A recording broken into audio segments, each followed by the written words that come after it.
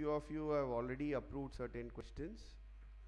So the only point is when the person when one person question is being addressed by excellency, the next person should be swift to get the mic and go ahead with the questions. Is it fine? And you can address us His Excellency and you can start your question. Is it fine? And after the interaction is done, Excellency will address you, followed by which few of you can come and share your experience. Okay, in his precious time, he is allotting his time period to groom you all. Hope you can come and share how far the session was fruitful to you. Is it fine? Then followed by which event will get closed and a refreshment has been organized. The dining space, you all can have the refreshment. And by then, Excellency, you can have a group photo with Excellency in the lawn. Is it all fine? So keep your phone in silent mode. Be swift in asking the questions. And when the host calls for students to come and share your experience, be swift. Okay? 2 or 3 of you or 4 of you come and stand here. Don't wait for one by one to finish, because for all those 3 or 4, after which we will close. Once after national anthem, swiftly move towards the lawn to have a group photograph with Excellency. Then come back, a refreshment is organized, food is being organized here, you can have the lunch. Is it all fine? Post event you can have your photographs in your mobile, but as of now keep it in silent mode. Kindly stick your questions to more on your preparation mode, okay, your personality traits questions on. Strictly avoid political or any of those questions. Is it fine? Thank you.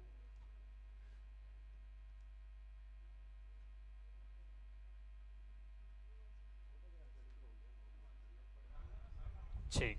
Check test. Check. Audio testing. Check. Check test.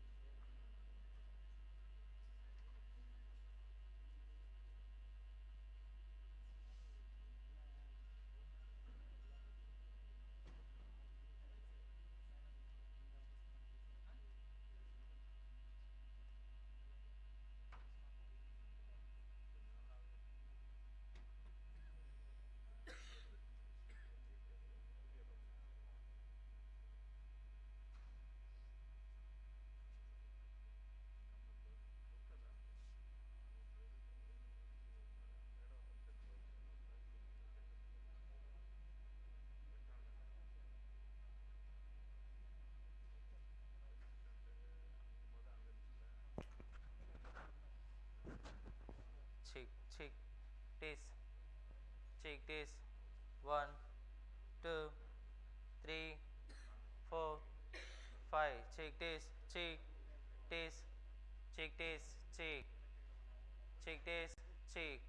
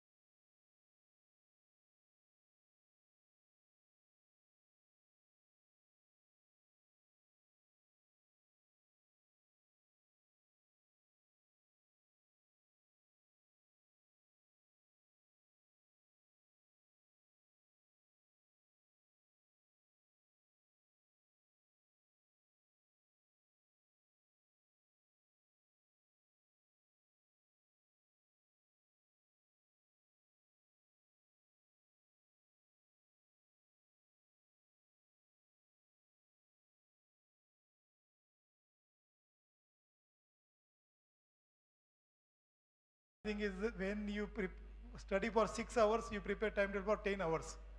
அதை பண்ணவே முடியாது. பிரச்சனை வரதில்ல. இந்த 6 hours next hours பிரச்சனை வந்துட்டே இருக்காது இதை பண்ணுறதுக்கு. So please if you are doing study for 6 hours, do timetable for 4 hours. Once you achieve that, you can go for other things. Like that, if you do, it will help you. Prelim, definitely you need, no need to go for new things. Just read whatever you have already done. Revision is very important. So all the best. Anything is required, I am available here. But once Honorable Governor speak to you, I think nothing is required after that. So all the best. உங்களுக்கு எல்லாருக்கும் வந்து இங்கே ராஜ் பவன் சார்பாக வந்து வருவிக்கிறேன். So welcome to Raj Bhavan. Thank you. By the way, I was collector of Shivangai and later Nilgiris.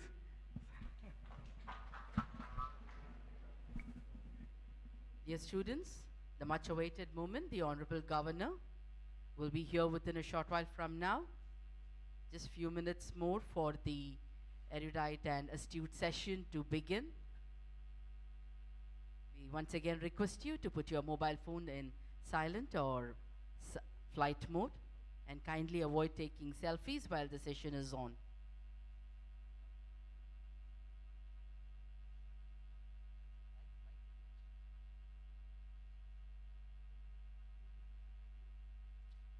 We extend a hearty welcome to the Honorable Governor who is here to take part in the Think to Dare session. Hearty welcome to the Honorable Governor who always loves to interact with young minds and share his rich, illustrious experience. National anthem followed by the Tamil Thai Varthu.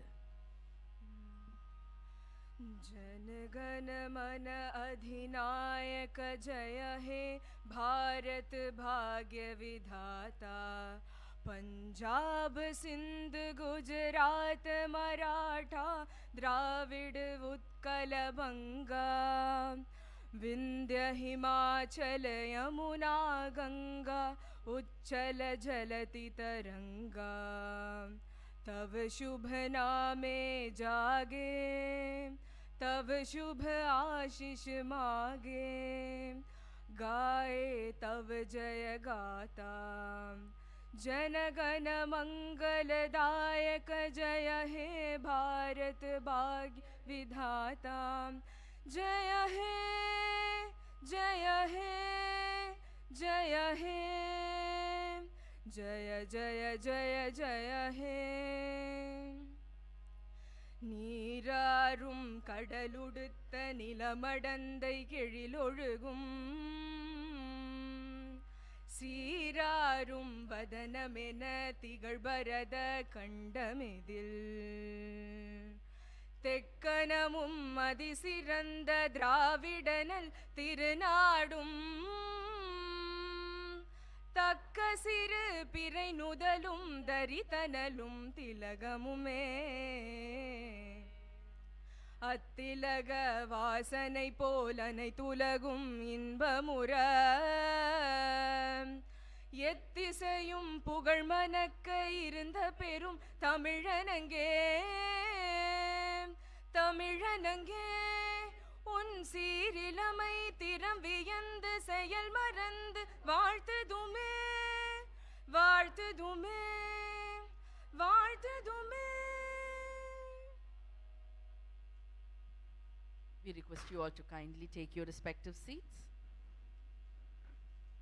Thank you so much.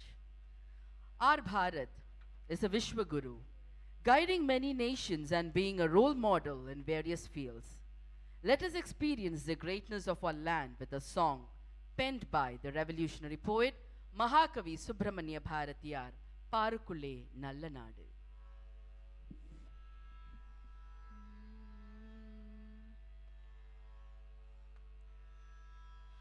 பாருக்குள்ளே நல்ல நாடு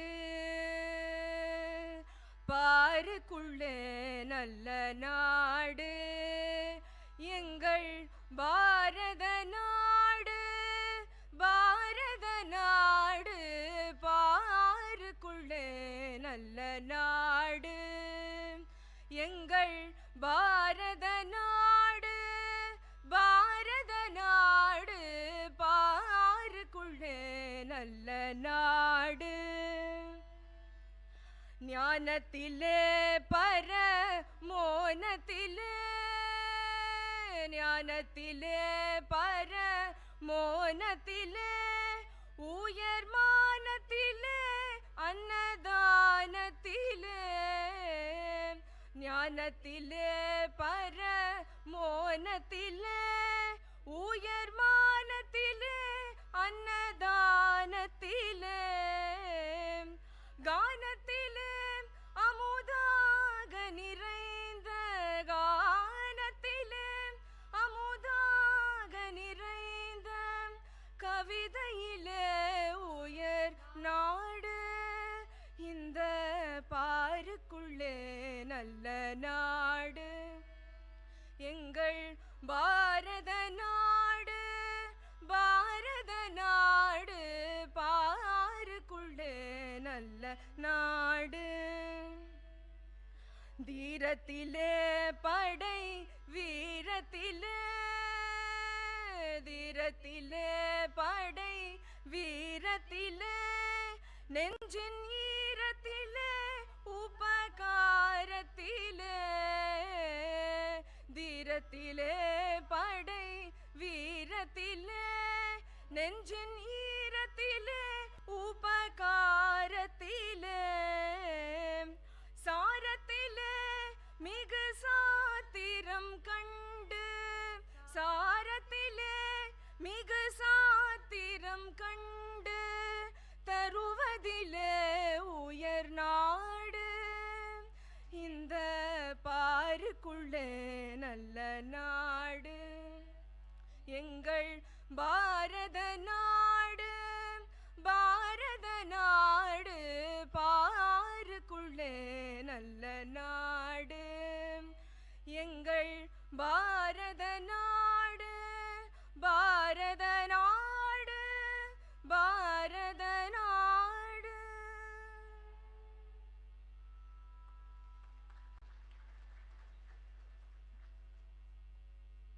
So much of energy has been fed into the room, into the minds, into the heart with a great song. Now the time, the much awaited time, the interaction with the Honorable Governor, who will be sharing his rich, illustrious experience with all of you.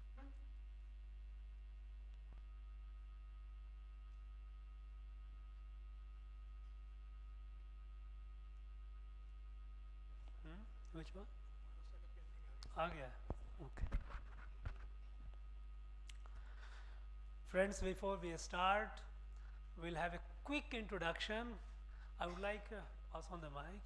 Each one of you, each of the aspirant, just tell your just only three things: name, education background, and place in Tamil Nadu from where you originally come. Name, education background, and the place in Tamil Nadu from which district you have come. You are here. Come, begin. Hi sir, my name is Kadappa Saravana. So my native place is Karaikudi. So my education background is I have a degree in civil engineering and a master's degree in civil engineering as well. Thank you. Hi sir, my name is Bala. I'm from Chennai, BE background. Hi sir, good morning. My name is Manoharan. I am from Dindigul district and I graduated from Masters in Criminology. My name is Prabhu. I completed BSc Information Technology. I come from Salem. Hi sir, good morning. My name is Vishnu. I am from Vilupuram. I have a background in engineering. Hi sir, good morning. I am Pavitran Somasundram from Erode, BSc Physics my background. Vanakkam sir, myself Muthukumar from Karu. I am BSc Mathematics graduates. Very good morning sir, myself Rajesh. I am from Trichy district and my education background is MBA. Very good morning sir, Sandil Kumar from Coimbatore. I am completed my MCA.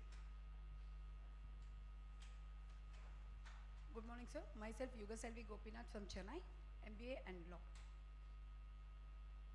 Very good morning sir, myself Shivashakti coming from Tirunelveli, BE Electrical and Electronics sir. Good morning sir, I am Sharmili coming from Tirunelveli. I have completed BSc Maths. sir. I'm V. Neeraja from Chennai and I've completed a B.Tech from NIT Trichy. Good morning, Your Excellency. I'm P. Bharati from Kadalur district. I'm doing post-graduation in environmental and legal order law. Good morning, sir. Myself Devishri. I'm from Jolarpete and I've completed my graduation in BCom. Good morning, sir. I'm Sveshika from Theni. I completed my Electronics and Communication Engineering. Good morning, sir. I'm Varshini from Coimbatore. I completed MSc Botany. Good morning, sir. I'm Harini P. I'm from Hosur. I have completed my BComs. Vanakkam, sir. My name is Dharani. I'm from Kadalur district. I have completed my MA English Literature, sir. Good morning, Excellency. I'm Adire. I'm from Chennai. I've completed my B.Tech Mechanical Engineering. Good morning, sir. I'm Adira, based in Trivandrum, and I've completed my graduation in English Literature. Good morning, sir. I'm Kavita from Madurai. I complete my graduation in agriculture. Good morning, sir. I am Jnanasundari from Tirupur. I completed BCom C. Good morning, sir. My name is Jamuna. I have completed MSc Mathematics. I am from Salem. Good morning, sir. My name is Ranjit R. I am from Tanjore. I completed BSc Maths. Good morning, sir. My name is K.V. Abhinesh Ram. My background is advocate. I am coming from Sam. Very good morning, sir. I am Lokeshwa. I am from Kadalur district. I have done my undergraduate degree in chemical engineering. Good morning, sir. I am Anish Kumar. I am from Thiruvannamalai. I am finished medicine. Good morning, sir. I am Elian. I am coming from Karur and done my BSc in visual communications. Very good morning, sir. I am Paramaguru, coming from Virudhunagar, completed my graduation in mathematics. Good morning, sir. I am Mandanajayan from Kadalur. I have done my postgraduate in mathematics. So good morning, sir. I am Santakumar from Pondicherry. I completed my B.Tech. Very good morning, sir. I am Uttravudi from Kadalur. Completed my graduation in EC Engineering. Good morning, sir. I am Ganesh Perumal from Putkote. I have a bachelor's degree in aeronautical engineering. Good morning, sir. My name is Ilancheran from Tanjavur. I have graduated in Bachelor of Dental Surgery. Good morning, Your Excellency. Myself, Jnanaselvan. I am based out of Tirupur district and I have completed Bachelor's in Business Administration. Good morning, sir. I am R. Rakesh Sharma from Kadalur. I done at B. Electrical and Electronics Engineering in Chennai. Thank you, sir. Good morning, sir. I am Pon Adhavan from Ranipet. I am completed BSc Geology. Good morning, sir. I am Arun Pandian from Thuthukudi. I am completed BSc Physics, sir. Very good morning, sir. I am Yuvraj from Tiruvarur. I did my BCom. Have a great day, sir. My name is Panir Selvam. I completed mathematics in Tirunelveli. Good morning, sir. I'm Aarti from Madurai. I done my graduation in BSc Mathematics, sir. Good morning, sir. I'm Vishnu Sadhakrishnan from Dharmaburi district. I completed my chemistry graduate in. Vanakkam, sir. My name is Bhumika. I am coming from Kanyakumari district. I completed BA History. A very good morning, sir. I'm Yashri from Chennai. I have completed graduation in agriculture, sir. Happy morning, Your Excellency. Myself, K. Vidya Nandini. I am from Tanjore. I have completed master's degree in physics. Thank you, sir. Happy morning, sir. I am Vishalakshi from Madurai. I completed my degree in English. A very good morning, Your Excellency. I am Leelavati. I am civil engineering graduate. Good morning, sir. I'm Subhatra Devi from Nagarkoil. I'm a lawyer. Good morning, sir. I am Deepa from Villupuram district. I completed my degree in BE Civil. Priyadarshini from Pudukkottai district. Have completed electricals and electronics engineering. Thank you. Good morning, sir. I am Subiksha Ravi from Tirunelveli. I have done my Bachelor of Arts in English Language and Literature. Great morning, sir. I am Divyadani from Coimbatore. I have pursued my degree in BSc Honors Agriculture, sir. Good morning, sir. I'm Soumya from Coimbatore. I have done my UG in civil engineering. Thank you, sir. Good morning, sir. Myself Madhuvantika from Coimbatore. I have done my undergraduate in horticulture, sir. Good morning, sir. I'm Kavitarani. I have done my graduation in biotechnology and I'm from Chengalpattu, sir. Thank you. Good morning, sir. Myself Kavya and I am from Salem and I completed my graduation in microbiology. Vanakkam, sir. My name is Edil Maran. I am from Chennai. I have done my BTech in ECE. Sir, morning, sir. Myself Amrish. I pursued my BTech at SM University in the branch of Computer Science and Engineering, and I am from Chennai, sir. Very good morning, sir. Myself Channa Basappa. I am from Hosur. I completed BSc Chemistry. Good morning, sir. I am Aru Selvan from Pudukkottai district. I completed my degree BE Mechatronics. Very good morning, sir. I am Uttavanath Sarat Center. I am from Chennai and I have a graduate in electronics and electrical engineering. Thank you. Vanakkam, sir. My name is Sharan. I completed my UG in BCom, sir, and currently pursuing masters in management, sir, and from Chennai. Good morning, sir. I am Sharath from Chennai, BA Economics graduate. Good morning, sir. I am Bala Surya from Chennai and completed in BSc Psychology. Good morning, sir. Myself Mano Venkat. I am from Chennai and completed BTech Biotechnologies. Good morning, sir. I am Berlin from Ramanathapuram district. I am completed BCom. Good morning, sir. I am Praveen Kumar Amavase from Thiruvannamalai. I completed B Aeronautical Engineering. Good morning, sir. My name is Joel. I come from Chennai. I have a background in law. Good morning, sir. I am Elango from Kanchipuram, completed in Masters in Political Science. Good morning, sir. Myself, I Akash from Tiruvallur district and I completed Bachelor's of Engineering. Thank you, sir. Good morning, sir. I am Jay Murugan from Dindikkal, completed my undergraduation in Electronics and Communication Engineering. Good morning, sir. I am Pradap. I am studying BSc Physics. I am from Chengalpattu. Very good morning, sir. Myself Lokeshwari from Thiruvannamalai. I done my PG in MBA HR and Marketing. Now I am working in State Planning Commission, Planning Coordination Division. Happy morning, sir. I am Mayama from Chennai. I completed my BSc Advanced Zoology and Biotechnology, sir. Thank you. Hello, sir. I'm Preeti Kumaran from Chennai. I did my undergraduation in Business Administration. I'm doing LLB in Law.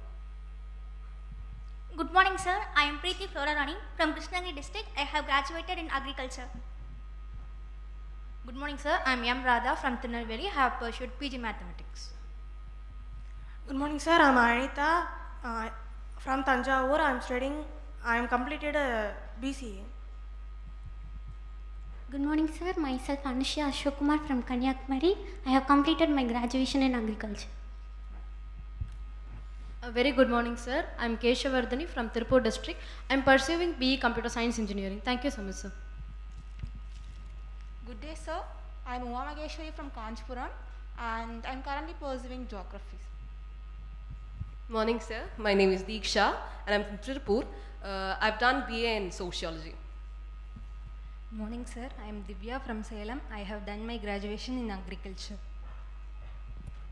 Good morning, sir. I am Akshay Valentine from Ramanathapuram. I have completed my BE in Electronic and Communication Engineering. A very great morning, sir. I am Kaushika, placed at Namakkal. I am graduated in Honours Agriculture, sir. Thank you, sir. Good morning, sir. My name is Kanimuri from Chennai. I have done my graduation in BE Electronics and Communication Engineering. Thank you. Happy morning, sir. Myself Brinda from Chennai. I have completed BTech in Biotechnology. Thank you, sir. Good morning, sir. I am Uma Devi from Kallakurchi district. I have completed my UG in Mathematics. Thank you, sir. Vanakkam, sir. I am Vijay Guru Radhakrishnan in Dindikkal. I completed my Masters in Physics. Good morning, sir. Myself Amul Raj. I am from Kallakurchi. I have done my degree in BE Aeronautical Engineering. Good morning, sir. Myself as Ram Prakash. I come from Thuthukudi district. I did my postgraduate in physics. Thank you, sir. Good morning, sir. Myself Ramanan Thangamani from Thiru district. I complete my BTech iTech. Good morning, sir. My name is Akhil Kumar Reddy from Kadalur district and I have completed BTech in Mechanical Engineering. Good morning, sir. My name is Guru Prakash. I am from Sivangai. I completed law graduation. Hi sir, my name is Janaki Raman from Chennai. I have completed my graduation in Bachelor of Computer Applications. Thank you. Good morning, sir. I am Veera Prakash from Madurai. I have completed my degree in BEC. Good morning, sir. Myself Rahul from Erode. Done my graduation in English literature. Good morning, sir. I'm Kavirasan from Tirupattur district. I'm graduate in BSc. Good morning, sir. I am Yuvraj from Tanjavur and completed BCA. Very good morning, sir. I am Sanjay Prabhu. I am from Dindigul. I had done my graduation Bachelor of English Literature and Bachelor of Education. Thank you, sir. Good morning, sir. I am Karthik Raja from Erode. I done my graduation in Electrical and Electronic Engineering. Good morning, sir. My name is Rahul. I'm coming from Coimbatore. I have pursued BE Mechanical Engineering. Thank you, sir. Good morning, sir. I am Poovarsan from Krishnagiri. I completed BSc Chemistry. Good morning, sir. I am Vignesh from Krishnagiri district. I have done my masters in political science from GRI University, Dindigul, sir. Thank you. Good morning, sir. I am Prakash from Chennai. I have completed a graduation in BSc Max. Thank you. Good morning, sir. I am Jayabalaji from Ariyalur. I am B Pharmacy graduate. Good morning, sir. I am Tilotama from Chennai, completed BSc Mathematics. Good morning, sir. I am Saranya from Karur. I did my graduation in law. Good morning, sir. I am Arundhati from Karur. I had completed my graduation in BSc Horns Agriculture. Good morning, sir. I am Stalita from Chengalpat district. I have done my UG in English Literature. Good morning, sir. I am Renika Devi. I am from Kanchipuram. I completed BSc Physics, sir. Good morning, sir. I am Priyadarshini from Chennai. I completed my graduation in BCom. Good morning, sir. I am Srinivashini from Tirupattur district. Completed my masters in human resource management. Vanakkam, sir. I am Madhubala coming from Ramanathapuram district. I completed my BSc Max. Good morning, Your Excellency. I am Sherlyn. I am an architect. I am coming from Tirunelveli. Good morning, sir. My name is Shivashruti from Chennai. I am doing my MBBS. Good morning, sir. Myself R. Pooja Lakshmi from Dindigul district. I am completed in BSc Geography. Thank you. Good morning, sir. I am Soumya Devi from Kanchipuram district. I did my graduation in Electronics and Communication Engineering. Good morning, sir. Myself Mukila Rasi and I am from Chennai. I completed my degree in biotechnology. Good morning, sir. I am Mahalakshmi from Thuthukudi. I have completed my graduation in BSc Mathematics. Good morning, sir. I am Shweta. I am currently pursuing Bachelor's of Commerce. Good morning, sir. I am Jovita Shivakumar from Chennai. I am currently pursuing Bachelor's in Commerce. A very pleasant morning, sir. This is Mahalakshmi from Chennai and I'm currently doing my undergraduate course in computer science. Good morning, sir. My name is Deepak Kumar. I belong to Ranipet district. I have qualified with an undergraduate degree in civil engineering. Kale Vanakkam, sir. I am Abhishek from Tiruvallur district. I did my undergraduation in computer science and engineering. Very good morning, sir. I am Dhanush Kumar from Vellore district and I completed BSc Cardiac Technology. Thank you, sir. Good morning, sir. Myself Arish. I am from Chennai. Completed my graduation BSc degree. A very good morning, sir. This is Poovarsan from Arani, Thiruvannamalai district. I have done my postgraduate in chemistry, sir. I am Varun Selvakumar from Karur district, sir, and I am a graduate of computer applications. Happy morning, sir. I am Kevin. I am from Chennai. I completed BSc Max, sir. Vanakkam, sir. Vignesh from Thiru district. I am completed BE in Mechanical Engineering. Good morning, sir. I am Gunamugil from Arakonam. I am undergraduate in Electronics and Communication Engineering. Good morning, sir. This is Sabrish here from Chennai. I have completed my undergraduation in BE Mechanical Engineering. Thank you, sir. Good morning, sir. I am David Abhi and I am from Chennai. I completed mechanical engineering. Happy morning, sir. I am Mr. Kamalraj from Thirukovilur, Kalakuchi district. I graduated in BE Mechanical Engineering. Good morning, sir. I am Jalil from Tirunelveli. I am currently doing my undergraduate in BA Sociology.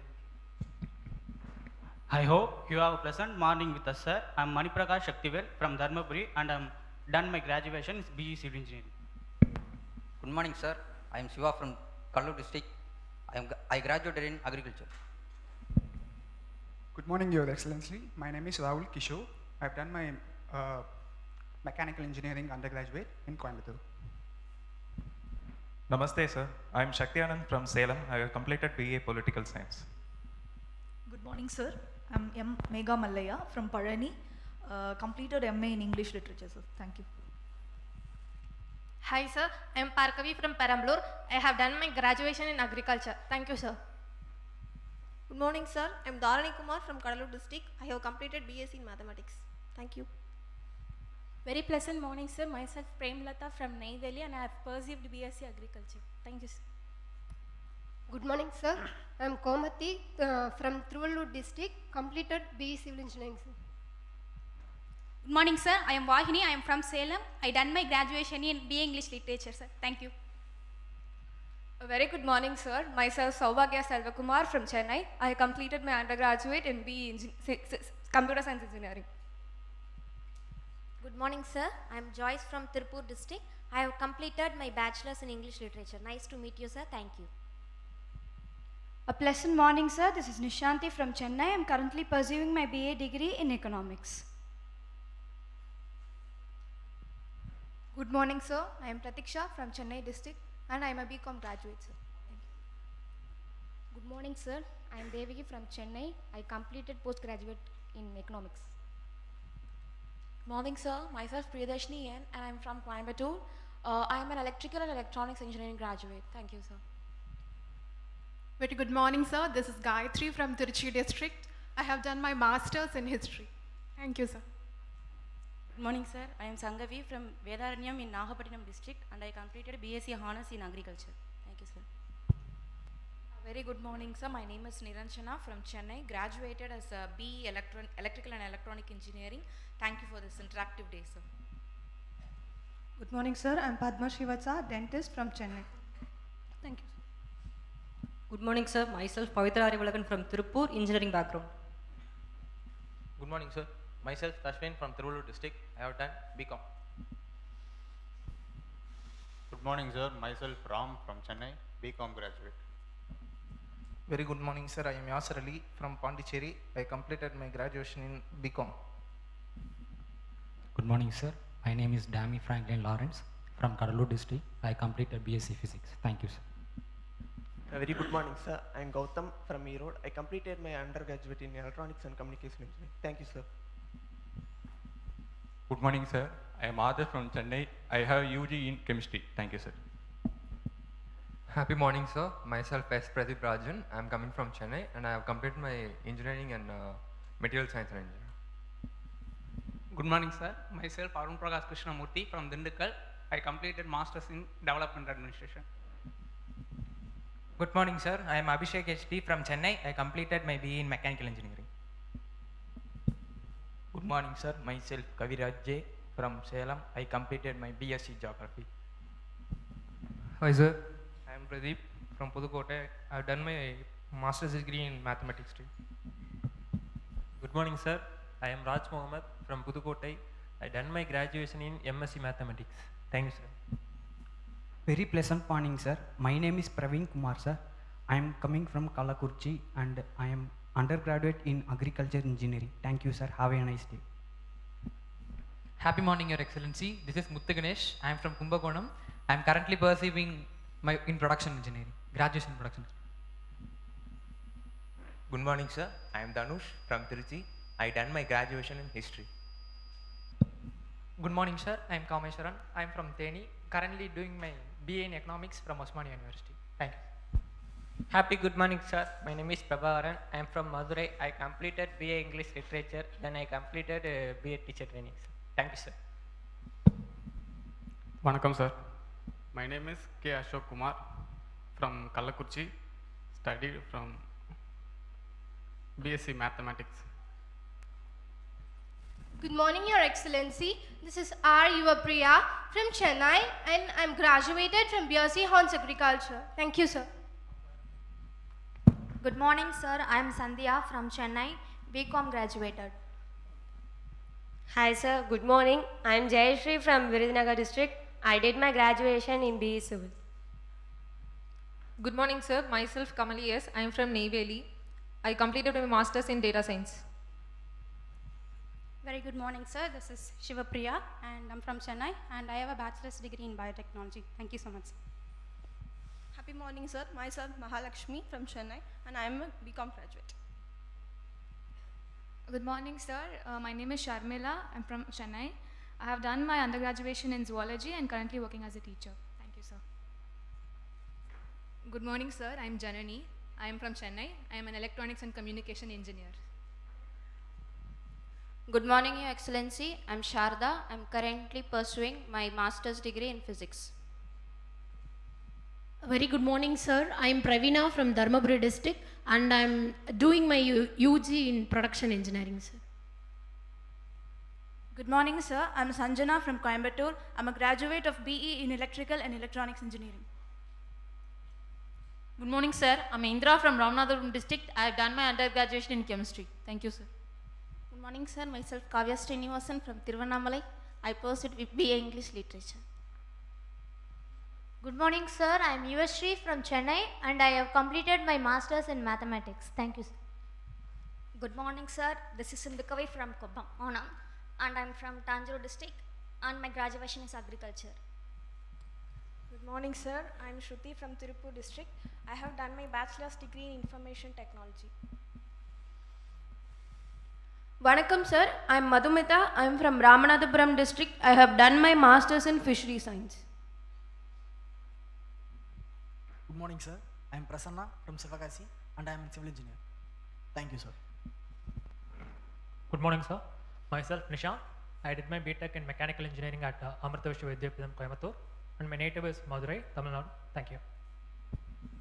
Good morning, sir. I am Roshan from Chennai. I have a degree on engineering. Good morning, sir. Myself Vishnu Priyan. I am from Pondicherry. I have completed my bachelor's in mechanical engineering. Good morning, sir. I am Ilavasan from Srivilliputturu, Virudunagar district. I completed BE Mechanical Engineering. Good morning, sir. This is Yasar from Pudukkottai district. I am a graduate in BA Defense and Strategic Studies. Thank you. Jain, sir. This is Pasan from Kanjipuram. I done my bachelor's in criminology and police administration. Thank you, sir. Hi, sir. I am Kalai Chandran from Tirunelveli doing BE Production Engineering. Good morning, sir. I am Dinesh Kumar from Kadalur. I am currently pursuing my graduation in BE Production Engineering, sir. Very good morning, sir. I am Tirumuthi from Erode. I am completed in UG Horticulture.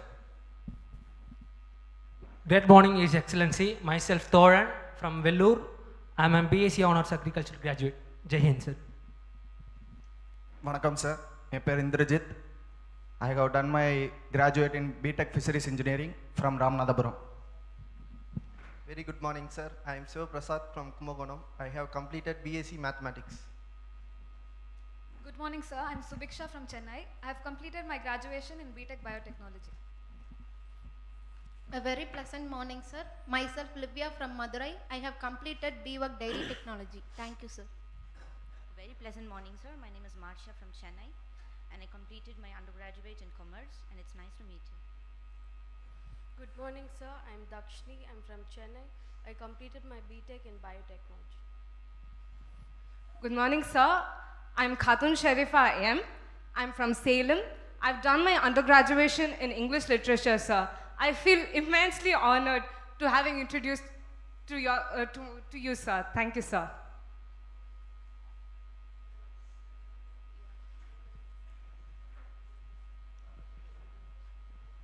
Good morning, sir. I'm Silambarasan.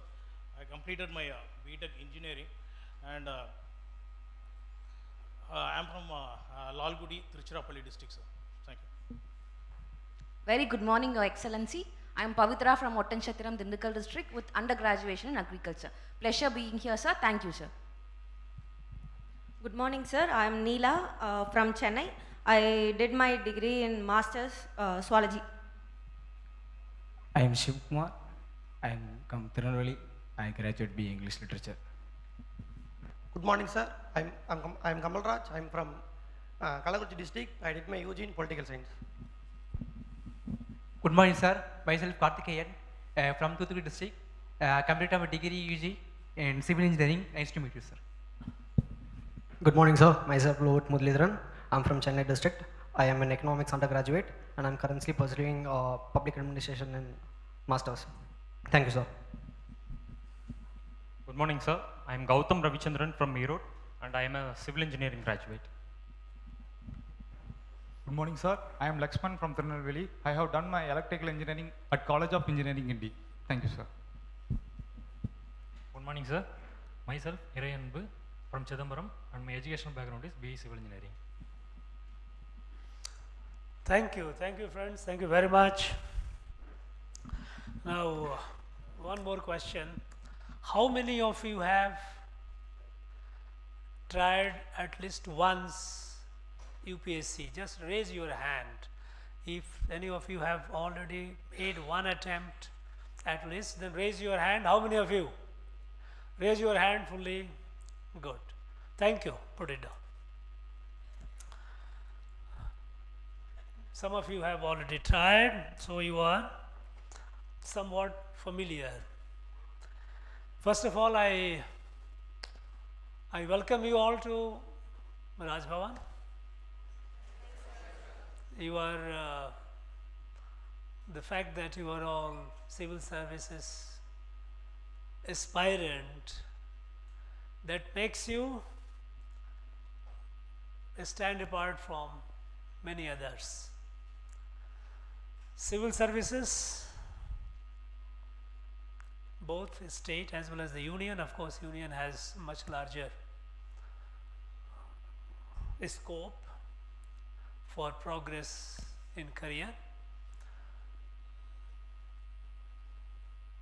This is a wonderful career. Civil services are a wonderful career for your personal growth, personal satisfaction, and also for doing service to your people, society and the country.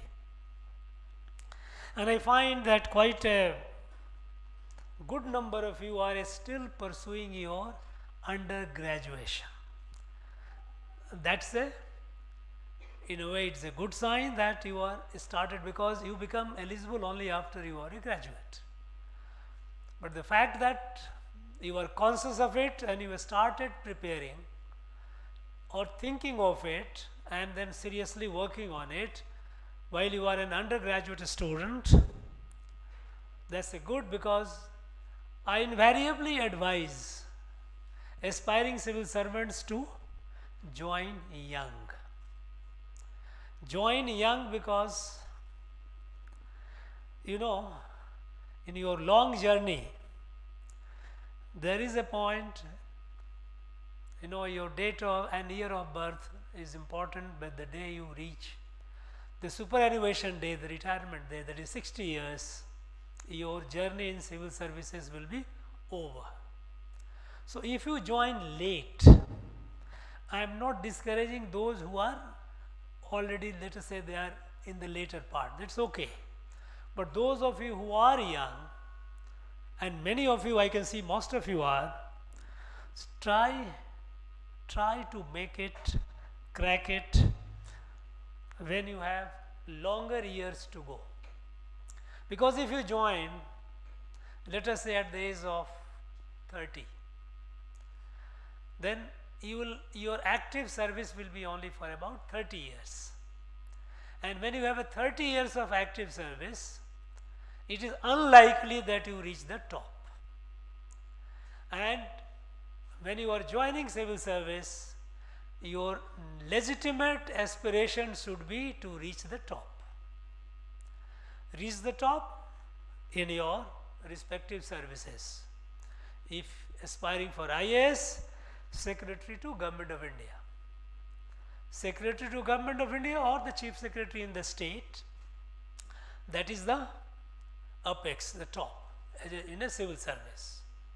When you are getting into IPS, then to reach in a state services to reach the level of DCP, or in the union head of the central police organizations, whether Director CBI, Director IB, BSF, CRPF, ITBP, SSB.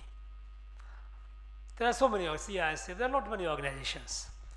In any other services, let us say allied services, again to reach the level where you reach the apex.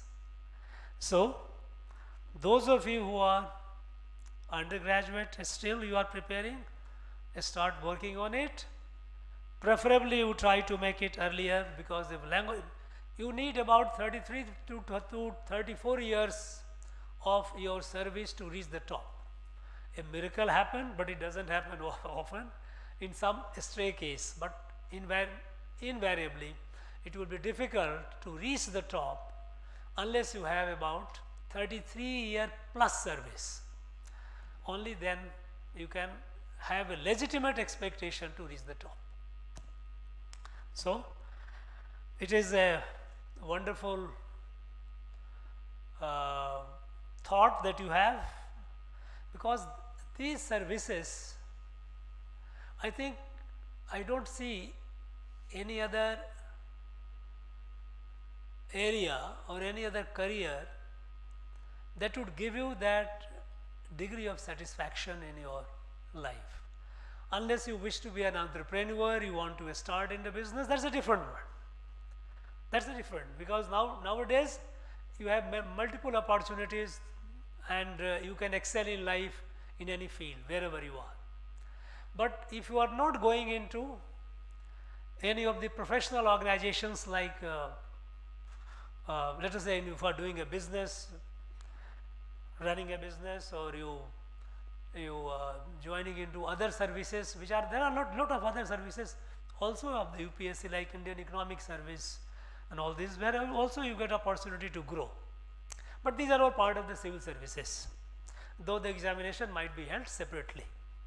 But primarily here what we are talking is about UPSC, Union Public Service Commission. Now, it is a very transformative. You will find a very young man, a young woman, have nothing much, not much idea of life, may not be necessarily very, very polished or refined as one could say, but these services help you in your personal growth. It gives you respect, dignity, and a lot of opportunity wherever you are. Not necessarily when you are serving in the field, in the district and all. Even when you are in the offices, in the secretariat and all, on the headquarters, you have a lot of opportunity to do good for your people. So unless you choose to, someone chooses a career of politics. Now if you choose a career of politics, I have nothing to comment on that, but that has its own ups and downs. But among the careers, this is the best.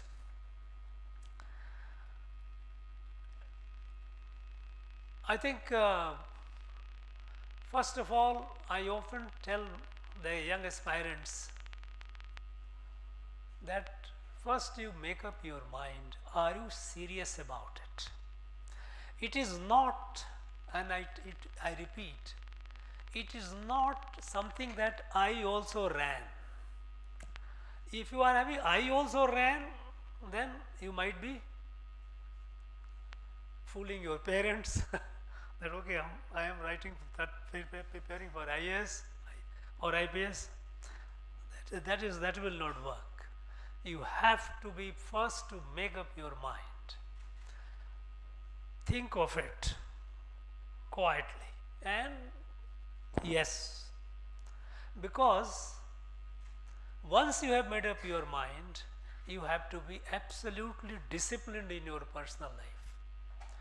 You cannot have good social life running around and spending time, because you have to put in not less than 14 hours a day in your study.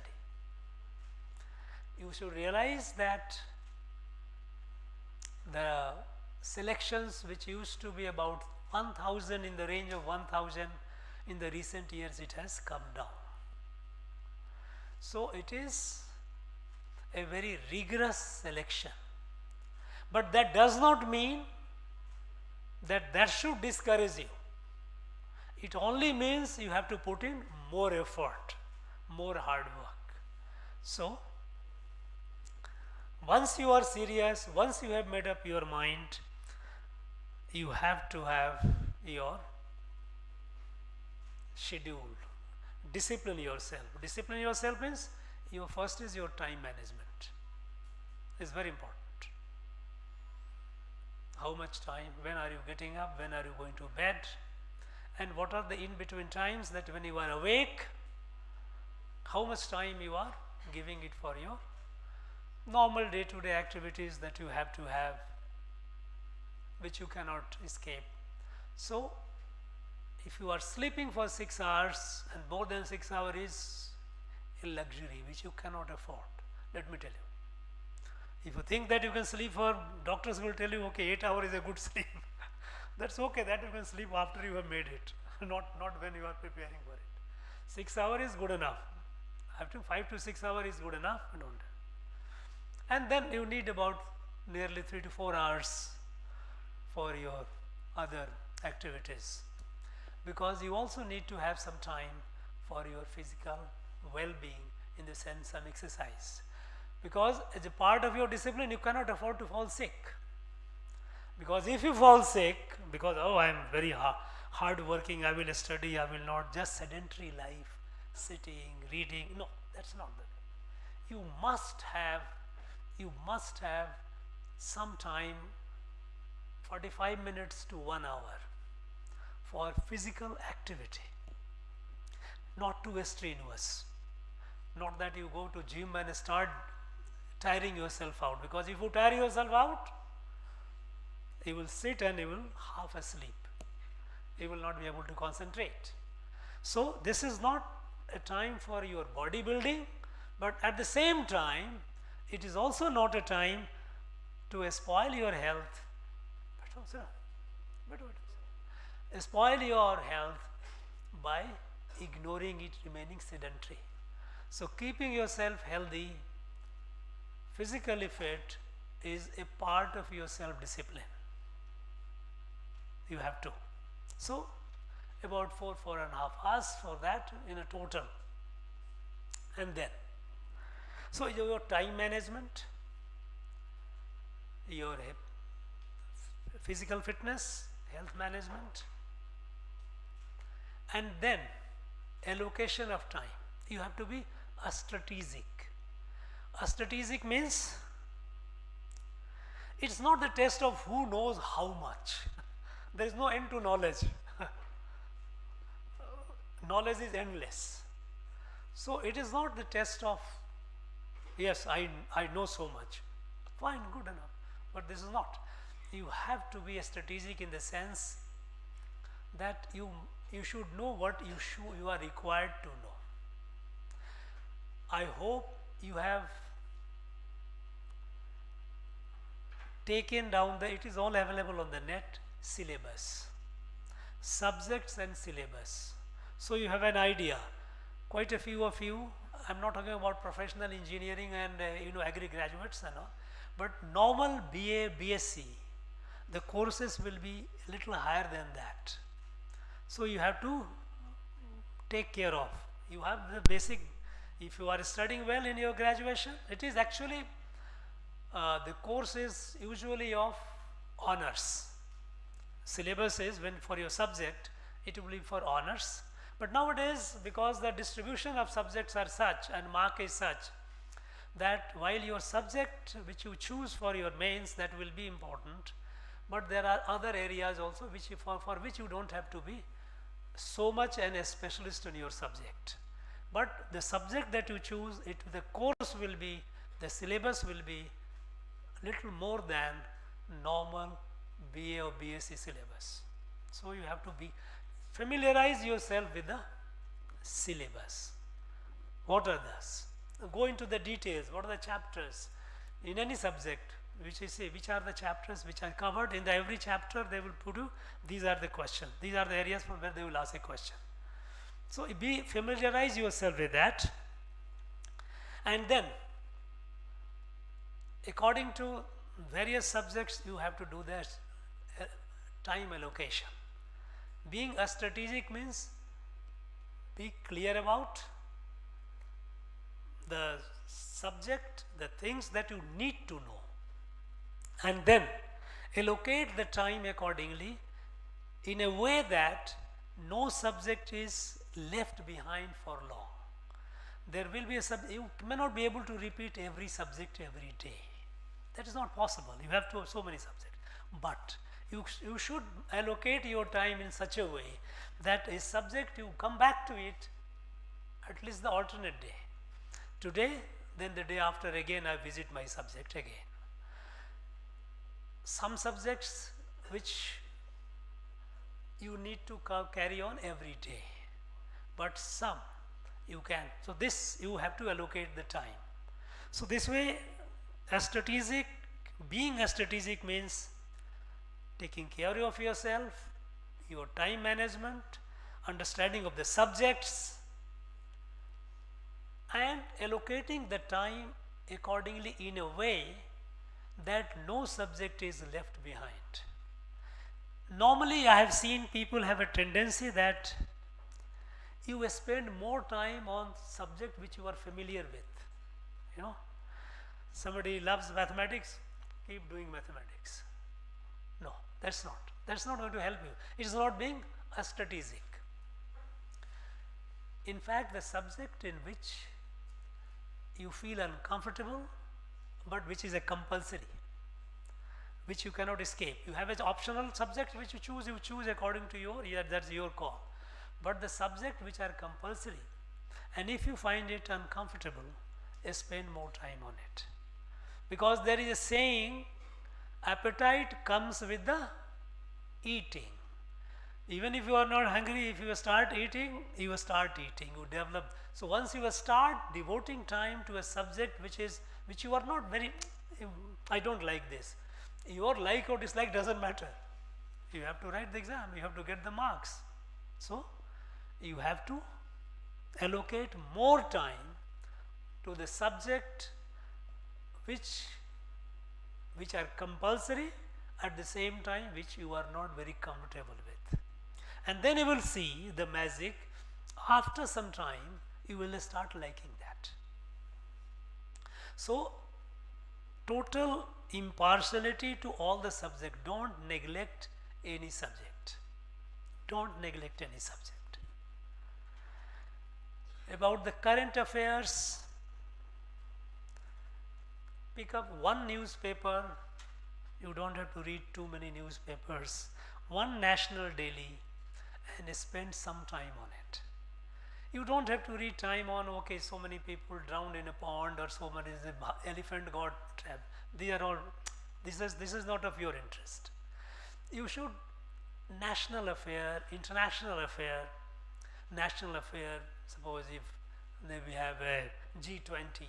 Now G20 related, there are some event coming up, something, you go through that. Something about national education policy, if some news is there, some article are there, essentially op-eds and all.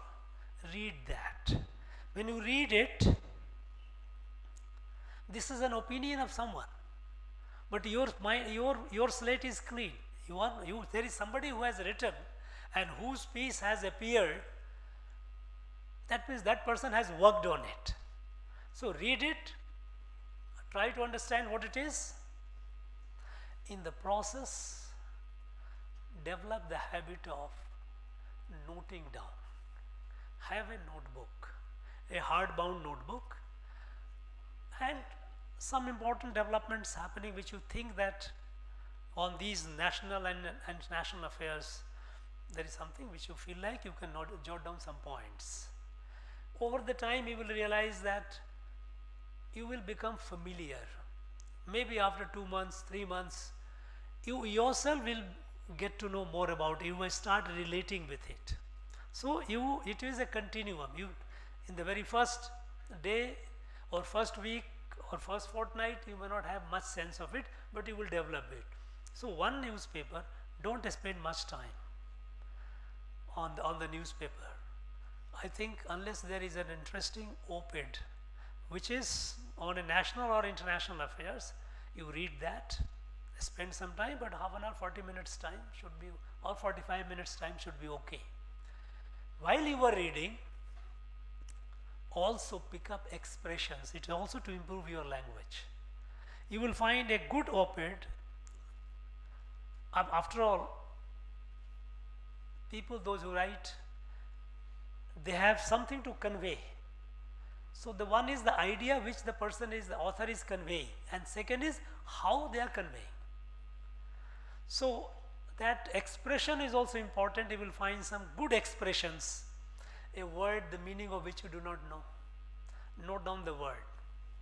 Note down the word, and when you note down the word, there are a couple of things which you bear in mind. One is a word, it is a spelling, its phonetics, how it is pronounced, and uses. Keep updating your vocabulary of expression. This will all help you not only in your examination but also in your life.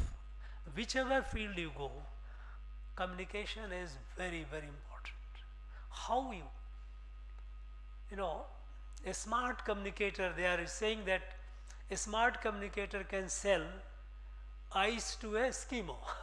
Eskimos, they live in halls to know, but a good communicator can pass it on. You see, the same thing, 2 persons says, 1 person says, not, but other person tells, and it is done. People accept it. There is a power of communication. So you build your vocabulary. It is in the process of preparing yourself for civil services. It will also, you will find, if you move it strategically, it will also build your personality. Personality is basically your understanding, your knowledge, your expression, how you are communicating. All these things go into building your personality. So these are all, so when I said you pick up a newspaper, I mean a standard good newspaper where you find people, they write some usually well reasoned pieces they come. For example, here Hindu is one which is a very, by and large it is considered a serious newspaper on which they usually discuss larger issues, not the smaller, not the one which are not there. And there are people who are serious. It has its own bias, that's okay. But I think it will be a good idea if you can pick up newspaper like that. So it will help you in improving your general knowledge, improving your awareness about what is happening, national, international, and also building your vocabulary and expression. These things will also help you. Now, avoid eating junk food and all. Dinner should be light so that you get good sleep, otherwise you have a very full stomach, and because if you don't get a good sleep, the next morning also it will affect you. So invariably have a light dinner. Now these are some of the things which I thought it is general in nature of general tips that each aspirant for civil services must bear in mind. Now I would like to, since some of you had your experience and quite a few have not yet appeared, I would like to hear your questions, your curiosity, what are the problems you are facing, so that I will be able to explain, and that will be for one question of anyone will be applicable for all. So come up, start. We now call Sanjana, who has a question to share. Ms. Sanjana.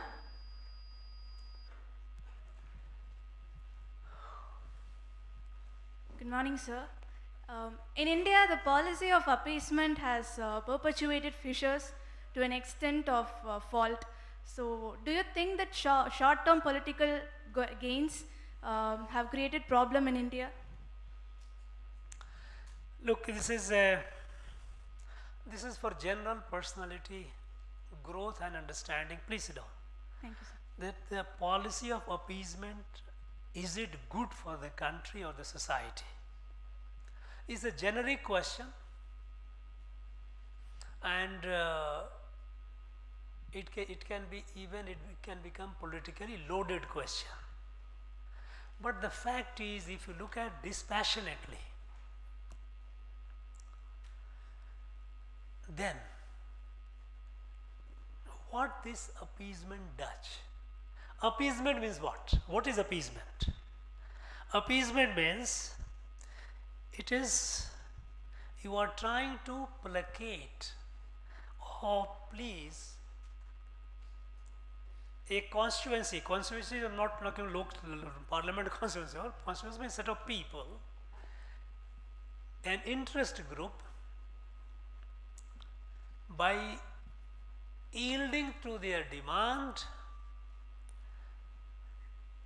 or yielding to their expectation, which might give at the cost of others, which does not give a long-term benefit to those also who are being appeased. Now let us say poverty. You know, there are a lot of some time to time freebies are given. Okay, you give free to somebody is given free, some community is given free, and all this. Thereby you are pleasing that group in your favor. Actually this doesn't do good. If you look at, I will briefly explain and then move over to other questions.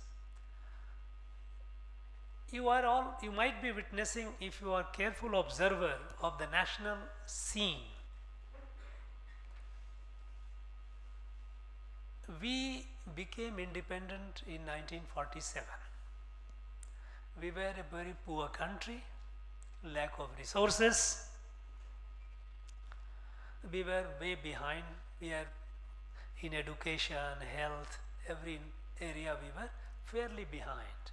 We didn't have many medical colleges, we didn't have engineering colleges, we had a few here and there. Road, electricity, drinking water, all these were a big problem. And at that point of time, we started our development journey. When we started development journey, the issue was, since you have very few resources, the government, both state as well as union government, they had a very small, whatever be the resources, the limited resources. How do you allocate? Do you allocate in a way that it helps only some section, not the others? Now, we kept following this policy, and in the process we kept appeasing certain sections. Appeasement can happen to anyone. It can happen to one section in this state, another section in that state. At the national level, appeasement can happen to some community. But it doesn't in the long run, it doesn't help. Actually, if the changes that we are seeing today, if today our country, which was not taken seriously, country of 1.4 billion, 140 crore, about 1.4 4 billion, we were nowhere in the reckoning. We had so much of a problem. We were weak, we were poor, we were hungry. But we kept appeasing to one section or the other depending on the convenience of a political party.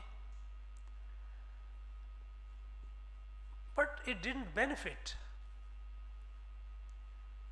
What happened is, in the last, if you look at last about a decade, with the new national leadership, there is a complete change, paradigm change in the governance. And the paradigm change is, the first thing is, basic necessities of life must be available to every citizen of this country. Now when the decision is taken, not based on community, not based on caste, not based on religion, not based on region, which party you are, no. Every citizen of India must have access to basic necessities of life. And what are the basic necessities? First is, of course, the food, shelter. You have to have a house. We have a lot of many homeless. Huh?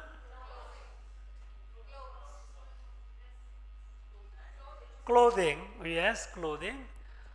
Education, health, drinking water, sanitation, because all these things are very, very essential. Now,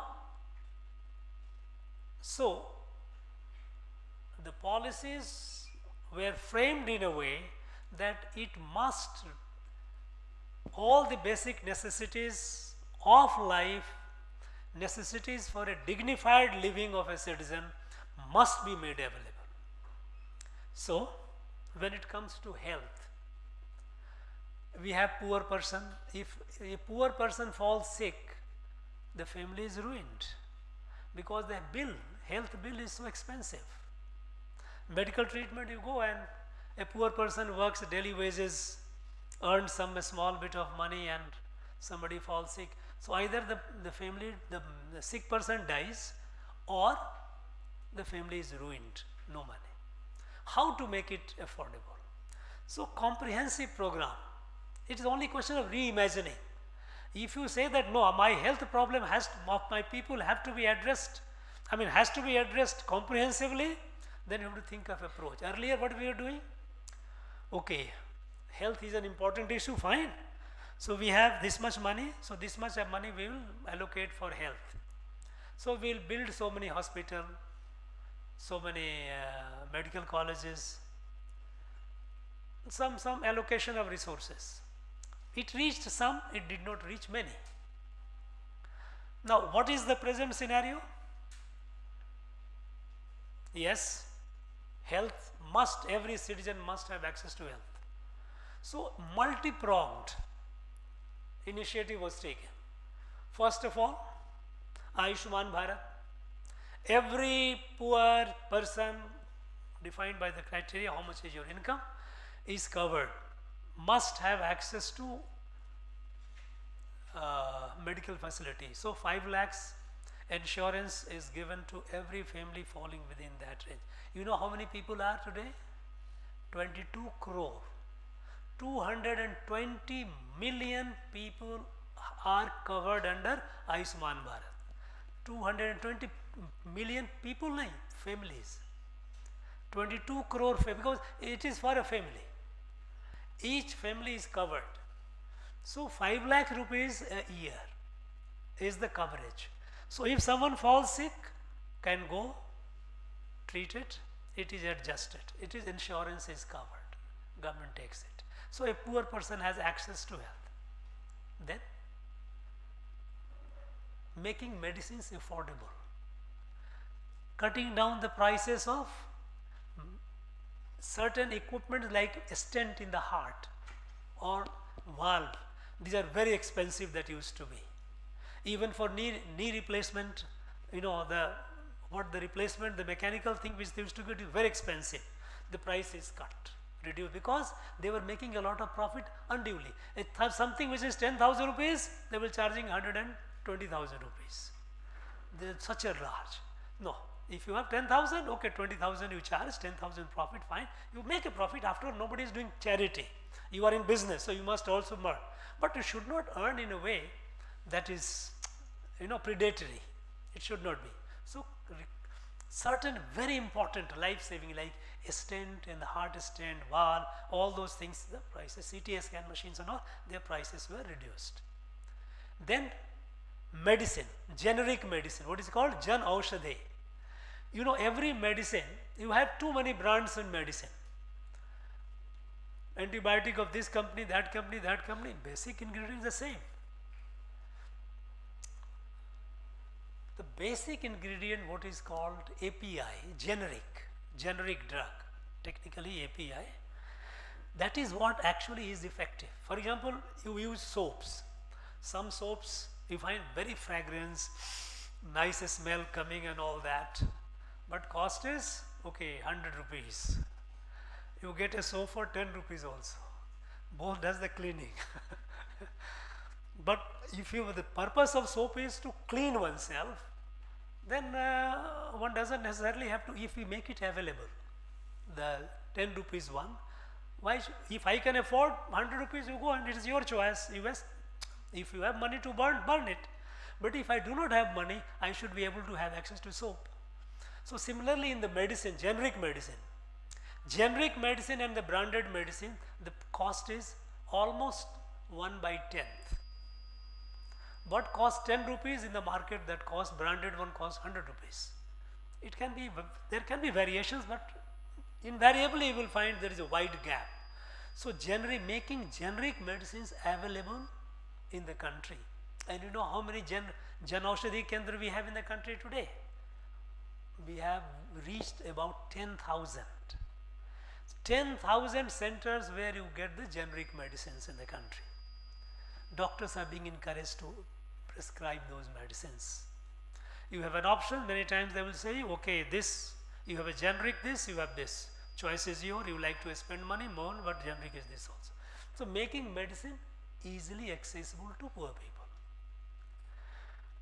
Then sanitation. Sanitation has a direct bearing on health. Giving toilet, cooking gas. If you cook, this lady, the house lady has to cook burning coal, wood. It causes health hazard. Lungs, eyes get affected. It is again is a health issue. And who gets more affected? It's the poor people. So have access to cooking gas, so that is and sanitation. Drinking water. Many times, because most of the diseases are waterborne. So access to drinking water, a potable drinking water, it's also a health requirement. Health is not just, just giving you medicine for cure, also preventive. These are all preventive. Why should I fall sick? If I have access to clean water, drinking water, that saves me so much from sickness. So giving every house drinking water tap. Nal se jal, what is called. Drinking water from tap. And you know how many houses have got this portable?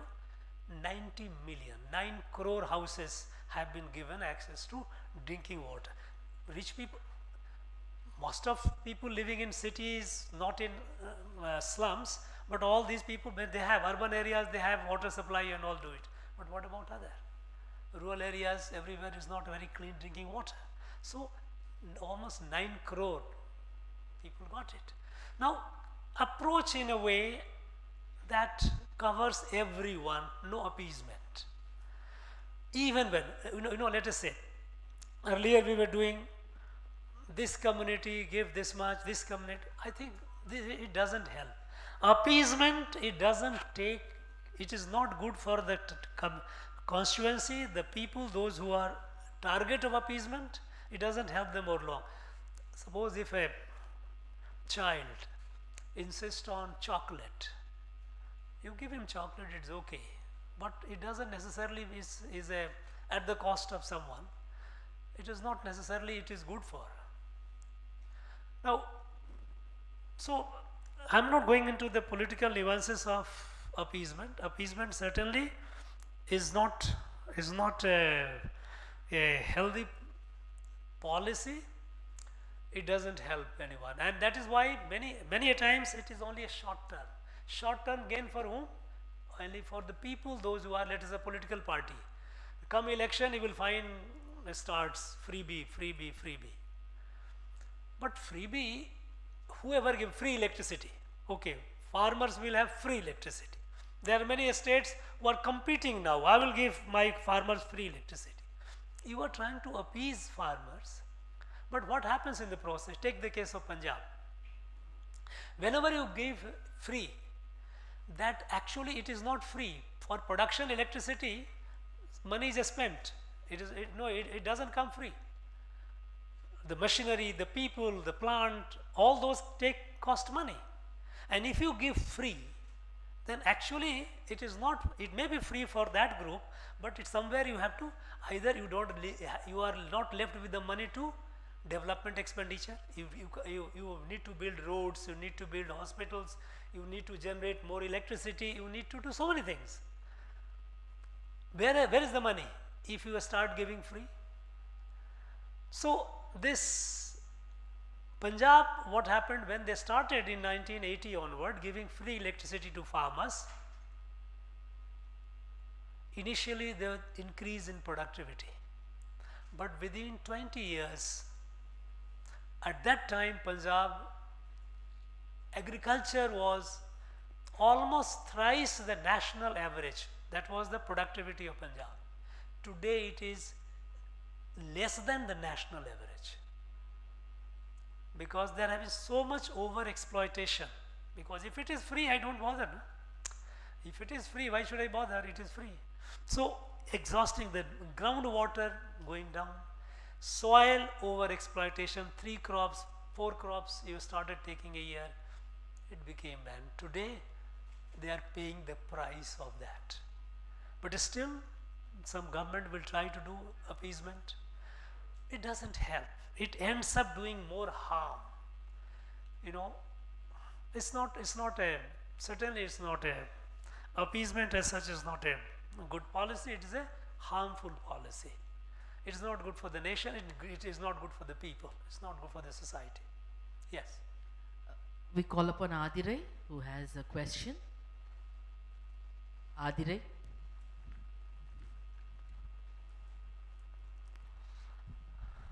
Good afternoon, sir. Sir, my question is, do you still think there is role for ASPA Act? You know, Armed Forces Special Power Act, if you go on the internet, you will find many of my articles, I have been a very strong critic of it. In fact, I hope these are, I used to write those days when I was out of government.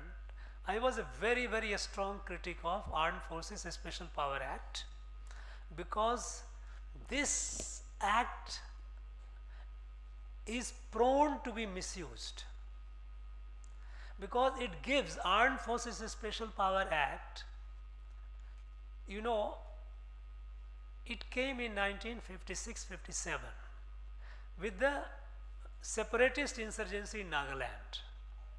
When Naga rebels wanted to break away from India, and when they started fighting a war backed by China and then Pakistan, because Bangladesh was East Pakistan. So they started giving them weapons and all. And so it was battle. Now at that time military had to be given certain special power, because normal policing will not work. Normal policing is you go with a warrant, you go to produce to the court, you know, and I mean, you are finished. This is a war. It's a war-like situation. It's not a normal, it's a very extraordinary. So this came.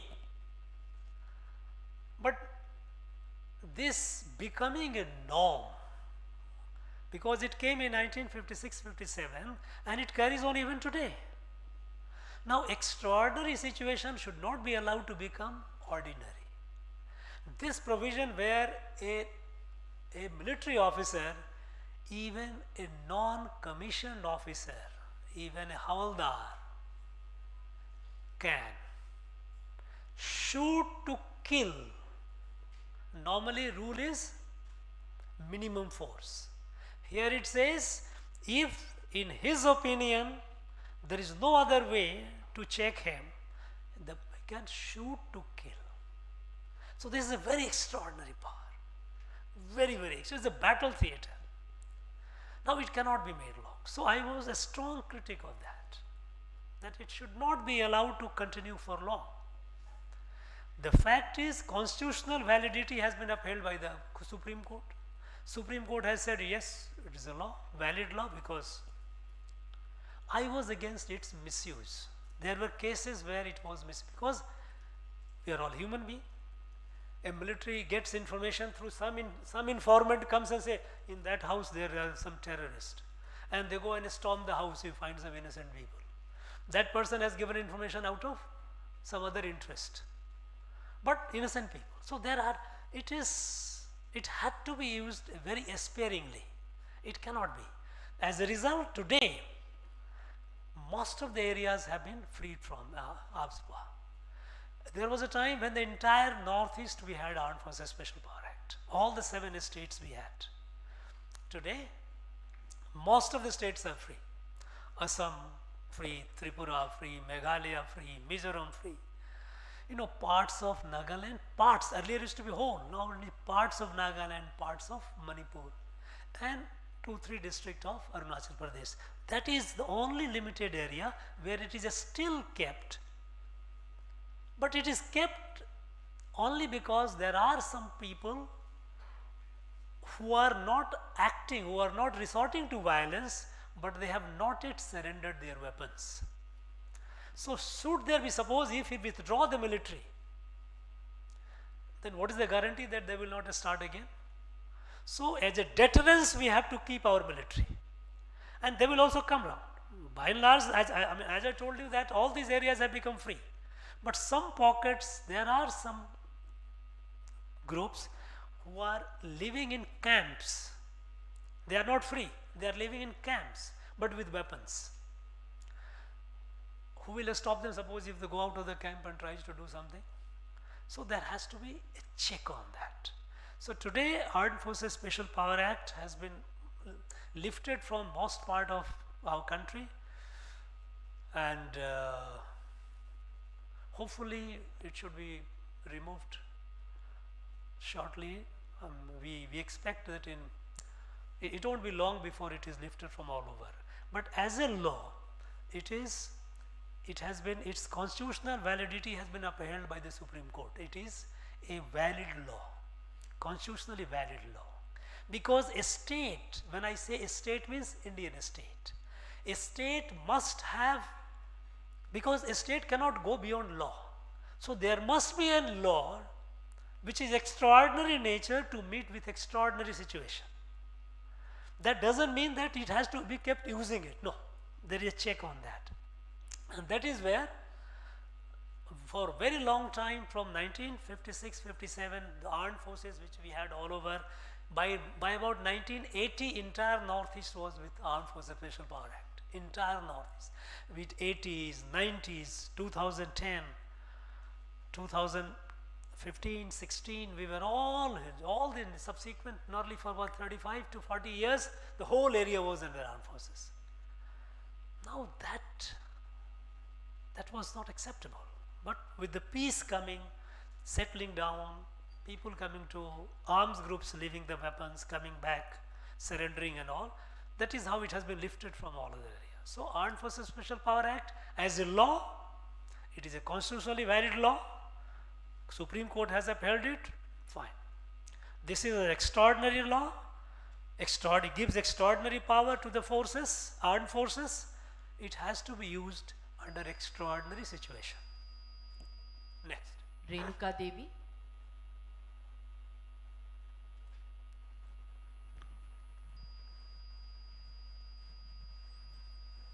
Good morning, sir. Radicalization had slowly been entrenching the southern state. How do you see this trend, sir? Especially events like Coimbatore and Bangalore, sir. You know, this is a good question. All questions are good. No, there's you know, today our country is strong enough that external direct assault is not, no country can afford. Earlier, if you see, till a few years back, terrorists from Pakistan will come and strike Mumbai, strike other places in our country, Hyderabad, Bangalore, different places they will organize a strike coming from Pakistan, Jammu and Kashmir, they will strike. Many times attacking the armed camps, military camps. Even you find China moving forward, trying to encroach the territory and all that. Now all those things are over, because after the surgical strikes and air strike, you know, we launched 2 operations with Pakistan. One was surgical, which was across the border, where military went on the ground and struck. Another was air strike, which was about 250 kilometers within Pakistan, where our Air Force went and attacked a terrorist camp. And one surgical strike on the east in Myanmar. We did 2 surgical strike and 1 air strike. After that, the message went clearly that anyone trying to be smart will be dealt with. Even China, earlier, they used to move, encroach our territory, and we only used to send a protest letter. Protest letter, diplomatic protest letter is called Damarsh. Protest letter is a piece of paper, who cares for it? But they kept doing it. But now, no. You will be reading in newspaper off and on, there is a standoff with China and all. You read more in the newspaper because our military is there on the border, and when they come, there is a face-off. Will not allow you to come, move. And that is what is reported. Earlier, our military was not allowed to be at the border, at the line of actual control, what we call LAC. We have 2 terms, LAC and LOC. Line of control with Pakistan, because POK, complete Jammu and Kashmir is actually part of India. But Pakistan has captured it. So that line which divides the Pakistan occupied Kashmir from our Kashmir, that is called LOC, line of control. And with the China, since China says that their border with India is not settled as yet, though we had a settled border with Tibet, but after China took over Tibet, they said no, there is no formal agreement. In the ancient days, how the borders used to be defined, especially in the mountain areas, not by geographic, cartographic mapping. There was nothing like that. Okay, this is the mountain range, this range, beyond that you are this and ours. This is the pass, this pass is with us or with you. If you cross the pass, you pay the tax. That is how borders were defined. Rivers, that part of the river is yours, this part is ours. Or maybe the mid-course of the river is the boundary. That is how it used to be. So we had conventionally settled border with Tibet, but China, after taking over, they said no, we must have a proper agreement. And they started acting in a way. So we call it LAC, line of actual control. So earlier times, they on the line of actual control, they will transgress, they will say no, we are here, but our area is up to that. You might be reading in the newspaper, Arunachal Pradesh, new names coming up. No, they have their maps. They also define their map. They say, okay, Arunachal Pradesh is their area. They keep. These are all pinpricks. They try to say that no, we have a claim. Till 2016, 15, 16, even in fact earlier also they had melted down. Even Sikkim they were not considering as a part of India. Sikkim is not. Now that they accepted finally. But so because they say that we are far inside and Indians are occupying it, we say that no, this is ours, this is not yours. So we have LAC, like for example Ladakh, northern Ladakh, Aksai Chin. Aksai Chin is in 1962 war, before that they had captured that area. We were not aware of what was happening in that area, so they captured a large part, almost about 30,000 square kilometer. So we call that as LAC, line of actual control. We don't call it international border. International border only when both the countries, they mutually agree that yes, this is our border. So earlier times they used to move forward. We had kept our troops behind because after 1962 war, in 1962 war India was humiliated. We had suffered defeat. And that was not because of anything else, but because of our poor policy. We did not equip our military. We all believed that Santi, peace, peace. If we keep talking about peace, peace will come. In the world, peace, if you want to live in peace, you have to be strong.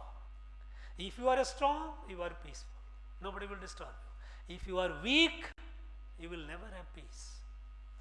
That is the law of the world, what to do. So earlier we thought that we are talking about peace, non-aligned, we are not with USSR, not with USA, nobody will disturb us. But it happened, China came, captured. After that we got so defensive that we pulled our troops behind, way behind the points up to which they had come, fearing that if our troops go closer to that, there may be confrontation, and that confrontation may escalate into a war. So out of that fear, we didn't even allow our troops to go. As a result, they kept moving forward. Our troops would go once in a while for patrol, as far as possible, and then come back. Because our troops were given instruction, you go and do the patrol. But there should not be confrontation. Now military wants a clear direction. You cannot say, okay, you go and patrol, this is your area, but don't fight. How can?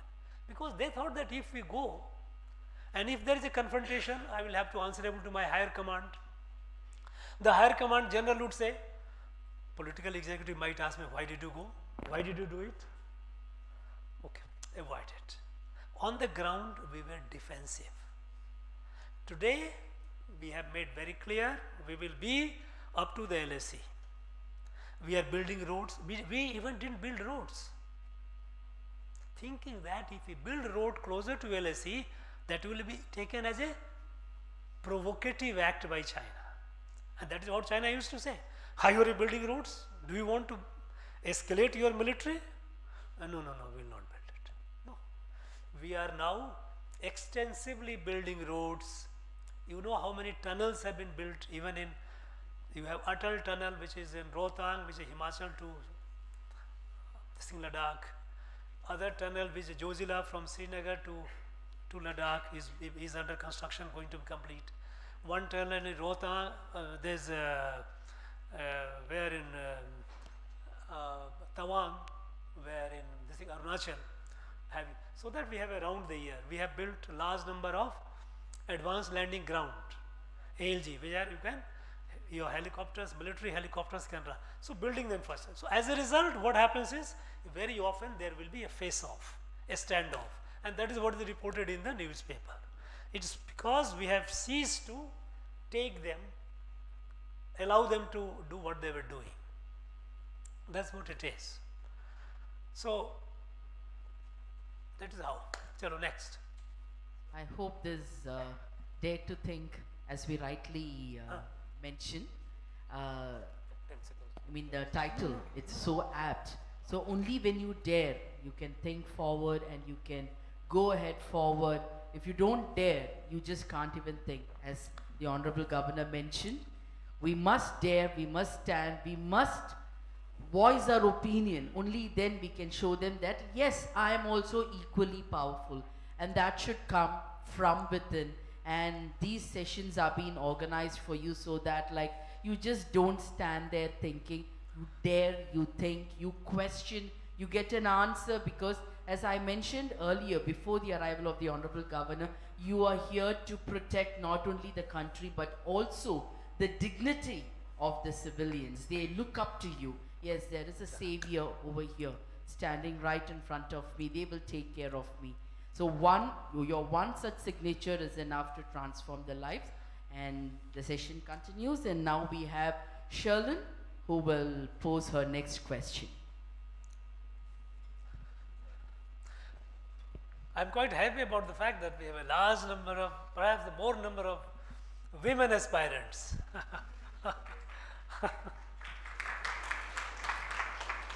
And the good that young men are also clapping. Yes, come. Greetings, Your Excellency. My question to you is, you've become the governor of Tamil Nadu for about a year. So would you like to share the state's, about your experience with the state's people and its culture? It's 1.5 years. It's not one. Maybe a little more, because I joined here in the middle of September. So almost 1.5 years plus. This was the first time I came to, I was most of my career, you might be knowing that I am from Kerala cadre. I served in Kerala in various capacities as an IPS officer in subdivision, in district, in range, in that quarter. But beyond, after that, when I left, I had to stint with center, because as an All India Service Officer, you have an advantage. You serve in the state, you serve in the union. So I went to the union government. I served in CBI, then in IB. But I remained all outside. I remained only in areas which were not very peaceful. Jammu and Kashmir, Northeast, Maoist. So for the first time, I came to an area which is very peaceful, where people are very cultured, very happy.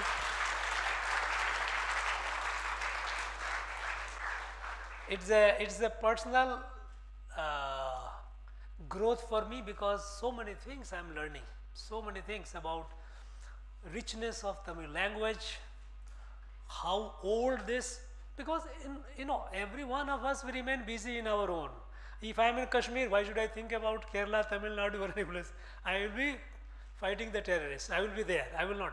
So, but here you see how ancient, how old is our language, how much wisdom, how much.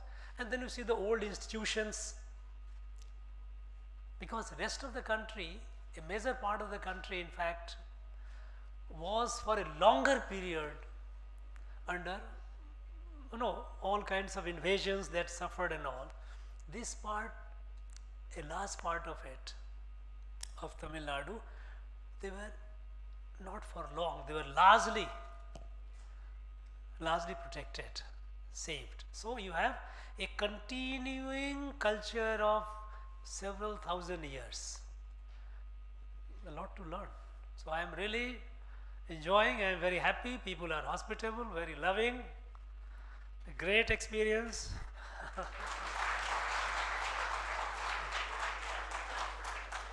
Yes, next.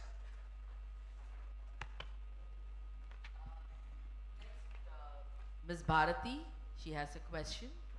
And Ms. Bharati rendered her voice for the Bharatiyar song as well today. Good morning, sir. I aspire to become an Indian Foreign Service officer. So I'm asking a question related to our foreign policy related.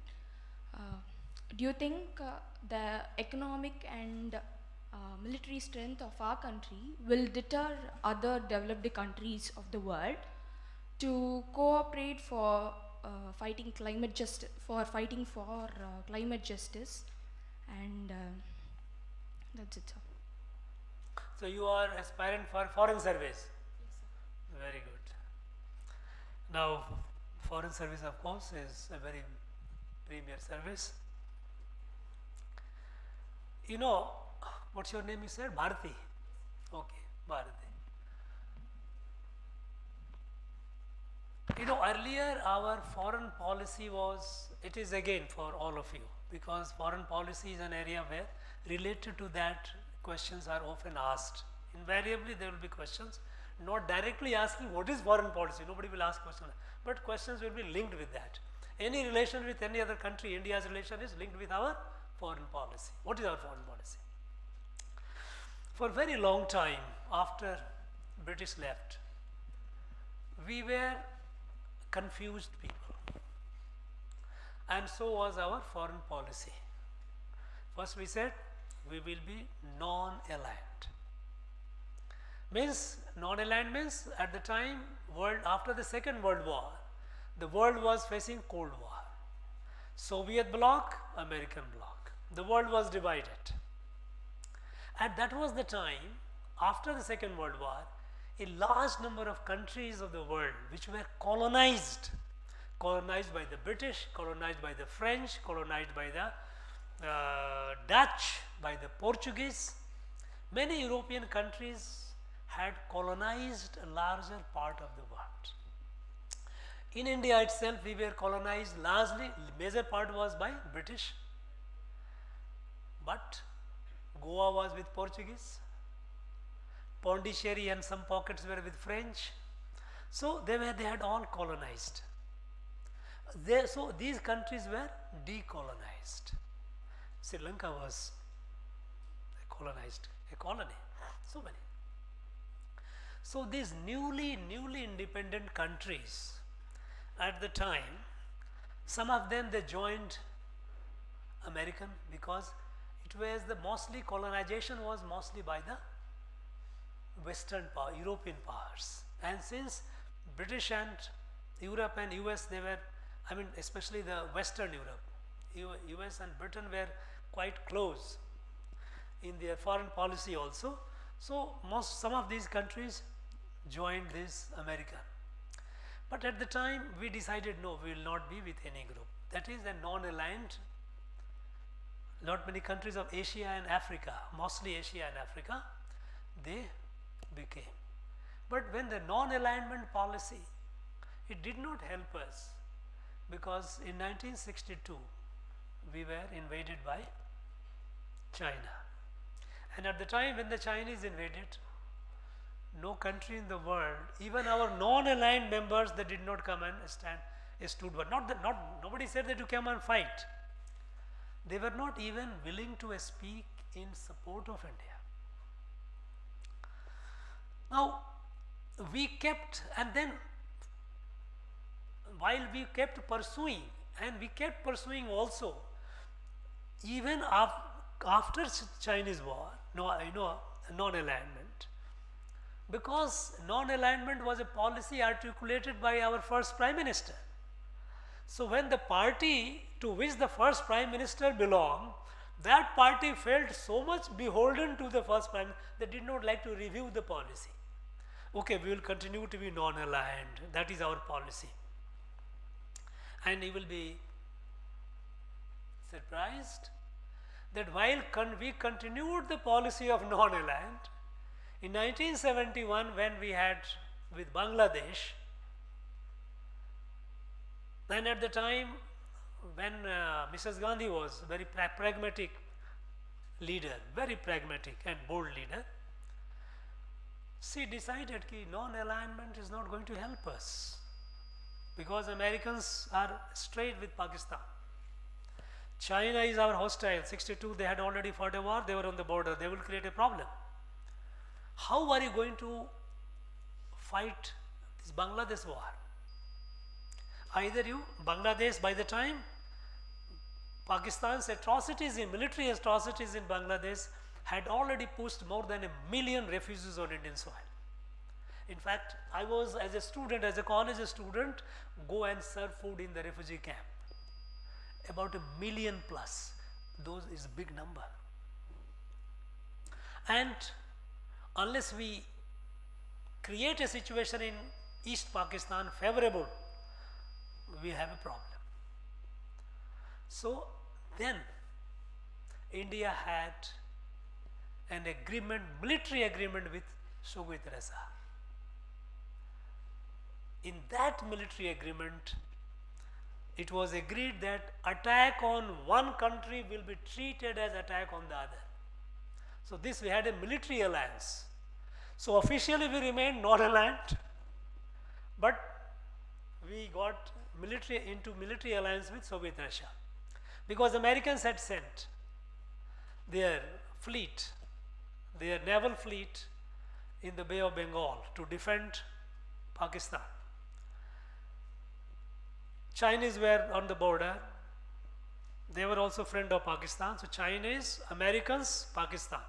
These three were together. Where did we go? We needed a deterrence. We needed someone to stand by us in case we have to win the Bangladesh war. And then in that background, we signed a military treaty with Soviet Russia. And with that treaty, when the Americans sent the fleet, the naval fleet, Russians mobilized. Soviet. That is not because we are under obligation. If you attack India, we have to defend India because that is our military alliance. And that also restrained China from becoming more aggressive. Restrained America from becoming more aggressive. So America kept making a lot of noise against India. China supporting Pakistan, but on the ground they did not make any misadventure. And as a result, it was possible to have a successful Bangladesh liberation war. But officially we continued non-aligned, and non-aligned continued even after. Now we remain confused. For example, Israel. One is a non-alignment. Second factor that influenced our policy, foreign policy, was Arab-Israel. Israel and Palestine. The conflict because Israel is occupying the land. Palestinians, one is Jew, one is Muslim. Now Arab world is supporting the Palestinian. Now there is a divide. Now what should be our policy? While quietly we kept a relation with Israel, but we did not establish a diplomatic relation with Israel till 1992. Even in 1962 war, only one of the very few countries who supported us with military wares, some devices, to monitoring devices, observation devices, Israel. So we have had our relation with Israel even in 1962. But for next almost 30 years, we did not recognize Israel as a country, because you recognize only when you have diplomatic relation. If you don't have diplomatic relation, you are not recognized.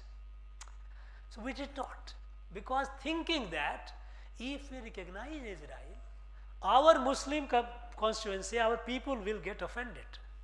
This is all in the mind. I mean, nowhere our people did not actually read the mind correctly. Why do we have to suspect the patriotism or nationalism of Muslims, Indian Muslims? They are as much as patriotic as anybody else. But anticipating that no, if we recognize Israel, they will be unhappy. But it took such a long time. And even after that, Prime Minister Modi was the first Prime Minister to have visited Israel. Because every time invitation will come from Israel, the Prime Minister will say, if we go to Israel, what will happen to, what is about the Palestinian? That will offend our people, Muslims in India. Prime Minister made it clear, Palestinian must have their state. So two-state theory. That Israel is there, you cannot deny it. Palestine also must be there. There must be a state, a sovereign state of Palestine. We gave land for establishing Palestinian embassy in Delhi, even though Palestine as a country doesn't exist. But we said no, Palestine has to be. So two nation, two state, not nation, two state. Palestine and Israel. Having taken this position boldly, we say we have a relation with Israel, we have a relation with our Arab world. So Prime Minister visited Israel without any confusion. And we have very good relation with Israel. And at the same time, we have got in history of independent India, we have the best of relation with the Arab countries. They are our largest, if you look at, exclude US and all, largest trading partners. We have wonderful relations with all the Middle East countries, very good relation. So we were confused, even with Burma, which is now called Myanmar. Myanmar, when military took over, we took an idealistic position that democracy has been suppressed and how can we have a relation with a military rule. So we said, okay, we will not have a relation with military, Burma. But when we moved away from Burma, we said, we started condemning Burma because Americans said sanction lagao, ye do this and that. Chinese moved inside and they started supporting all our troublemakers of the Northeast, all the insurgents, terrorists and all, they started camping freely in Myanmar. Because Myanmar said, well, if you don't recognize, if you don't have relation with us, if you treat us that, yes, we are pariah, then fine, we'll also close our eyes. So that helped China get into Myanmar and our insurgents and to support and encourage insurgents in the Northeast. Because China's whole plan was to break the Northeast away from India. So by taking an idealistic position that we are we cannot go against, cannot go have a relation with a country which is under military rule, suppress the democracy, cannot. It only harmed us. It made life of our people, if not the larger picture, even in Northeast, nearly 3.5 crore people were miserable. In the sense that when you have all around violence, people didn't get nothing. There was no peace. We said no. Our foreign policy is India's national interest first. India's national interest wherever it serves. That is what is there today even in Ukraine and Russia. We have relation with both the countries. We are not non-aligned. We say we are multi-aligned. We are aligned with any country with whom we have a relation. We have mutual benefit. I stand to gain, US stand to gain. We have a relation. And that is why even with China, while we have a very strained relation, our trades are going on. Because this is not an age where you can say you are 100% enemy or 100% friend. With Pakistan, we have nothing. We have closed it. But with China, because we know that Chinese goods, they are cheaper. That is needed for your own economic growth, our own industry. They need Chinese equipment, Chinese machines, which are much cheaper. For example, let us say earth mover. When you build the roads, you have earth movers.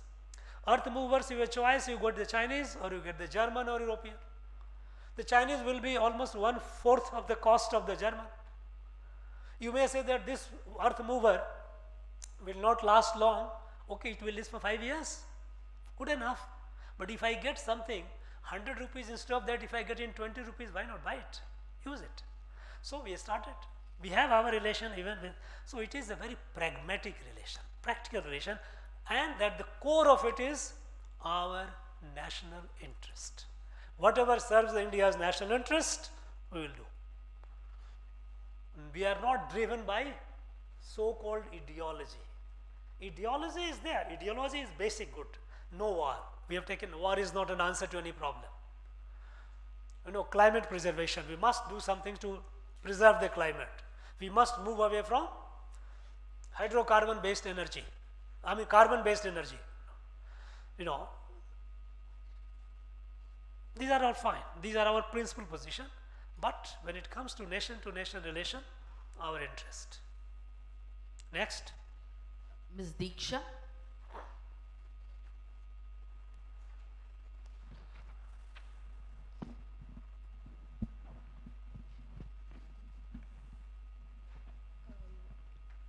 afternoon, sir. And my question is that the post of governor being a hot seat, and especially when it comes to two different parties at the center and the state. Say again, I just couldn't hear, get it clearly. Okay. The post of governor being a hot seat, and especially when there's two different parties at the state and at the center. And I personally feel you are right, like you are striking at the right balance.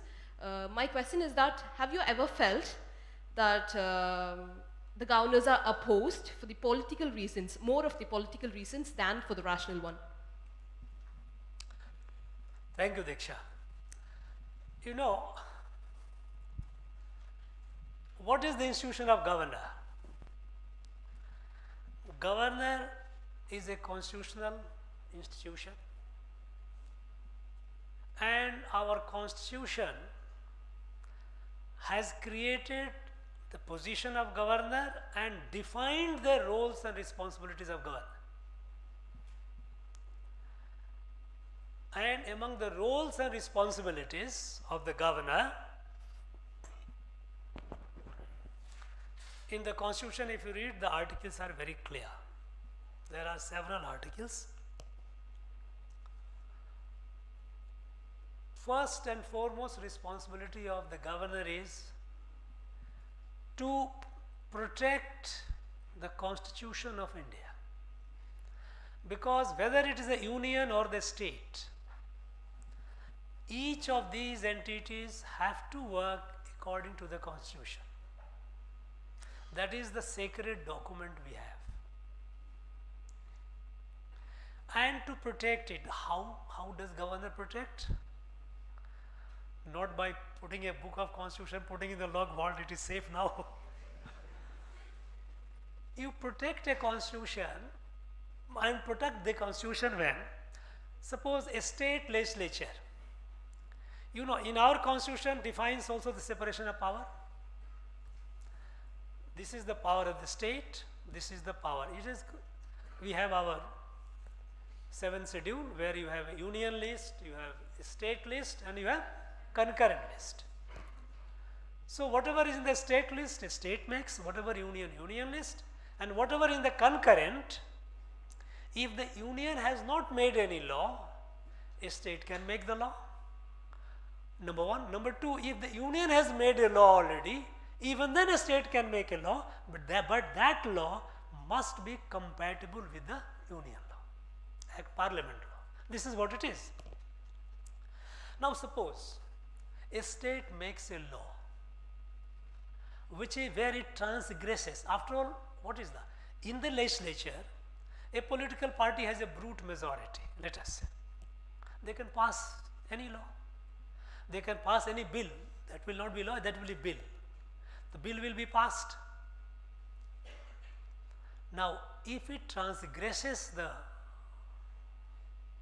constitutional limit, the bill passed by the legislature, by the assembly, does not become a law until governor assents to it. Now, this assenting to is a constitutional responsibility. That the governor has to see whether this bill is exceeding the limit, whether the state is exceeding its competence. If it exceeds the competence, then it is the responsibility of the governor to not to assent the bill. And what is the Constitution says? Constitution says that a bill passed by the legislature, first of all we should also realize not the word legislature, assembly, because legislature of a state is defined in the Constitution. Legislature of a state consists of, number one, governor. Number two, legislative assembly. And wherever there is legislative council, the legislative council. So governor is a part of the legislature. So a bill passed by the assembly does not mean it is passed by the legislature, because the assembly is a part of the legislature. So when the bill is passed and is sent to the governor,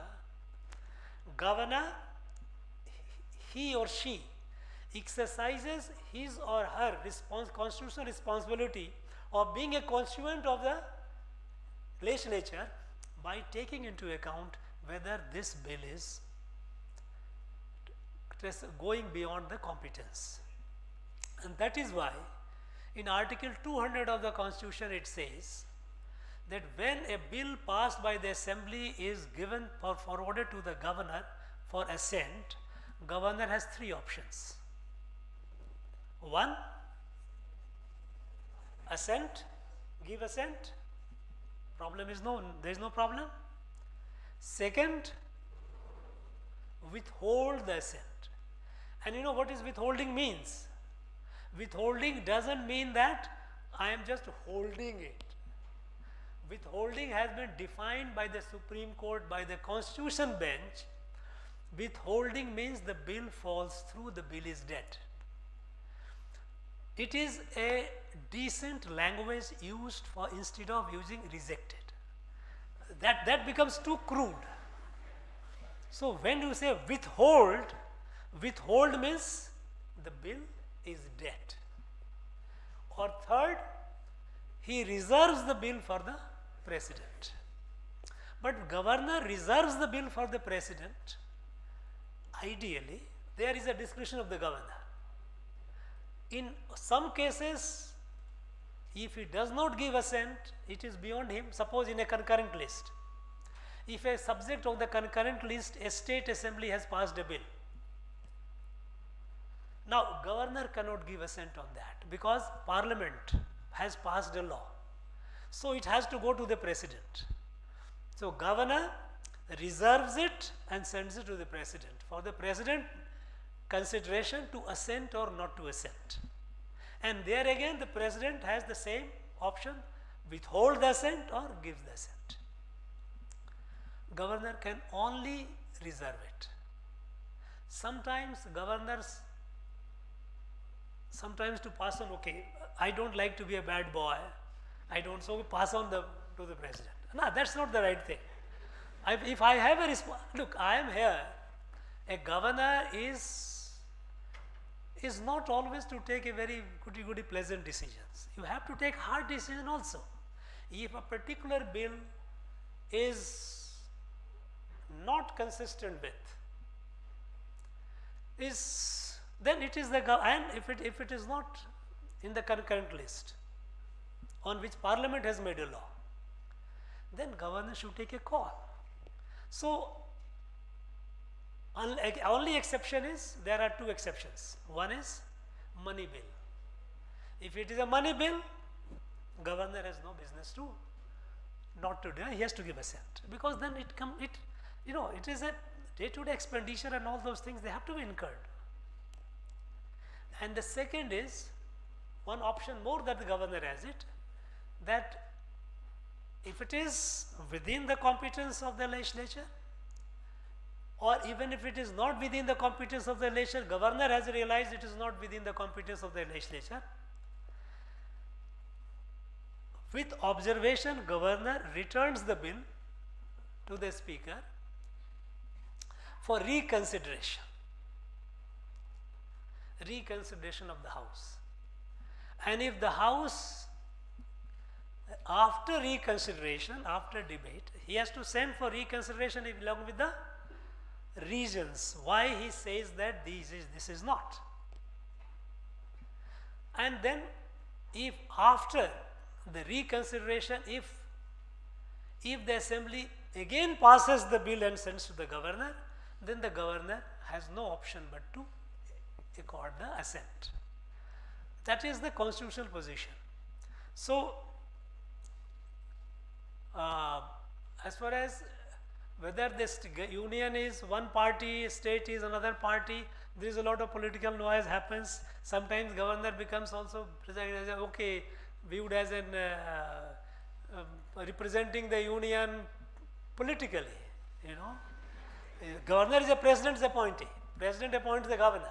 So of course, the president is you can call that she is the one, my boss.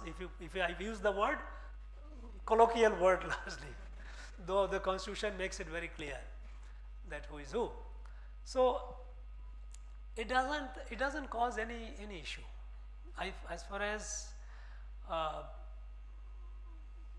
I feel it, I as a governor feel it, I don't feel any confusion comes when you start thinking extraneous, unnecessary things.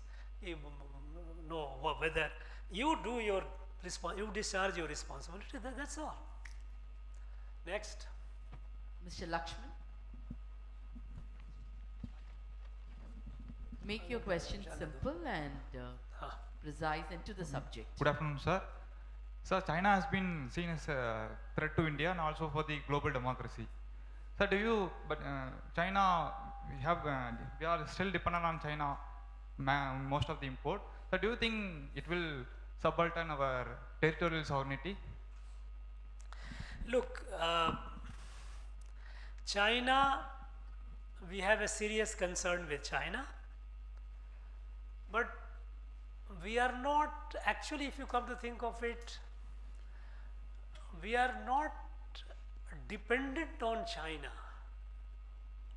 in that way. We can take a hard decision and say, no, we will not import anything from China. We can take that. Only thing is, we have to pay higher price somewhere else. For example, even today, if you come to think of a pure commercial term, because the only thing where our relation with China is essentially in the trade and commerce. We have export import. We have, our balance of trade is in favor of China. Our trade is almost more than $140 billion. What we import from China is only a fraction of what they, no, it is much larger than what we export. What we export to China is a small, because China puts a lot of restrictions in giving access to Indian products and services to China. Being a member of the WTO, they are not supposed to do it. So legally they will not put any objection, but procedurally they create a problem. For example, let us say, under WTO they cannot stop us if we are sending something. Let us say we are pretty good in pharmaceutical. India is considered pharmacy of the world. So when we send our pharmaceutical, they will say they will test it. They will, after all, every country tests it. When we also get some drug from somewhere, we also test it.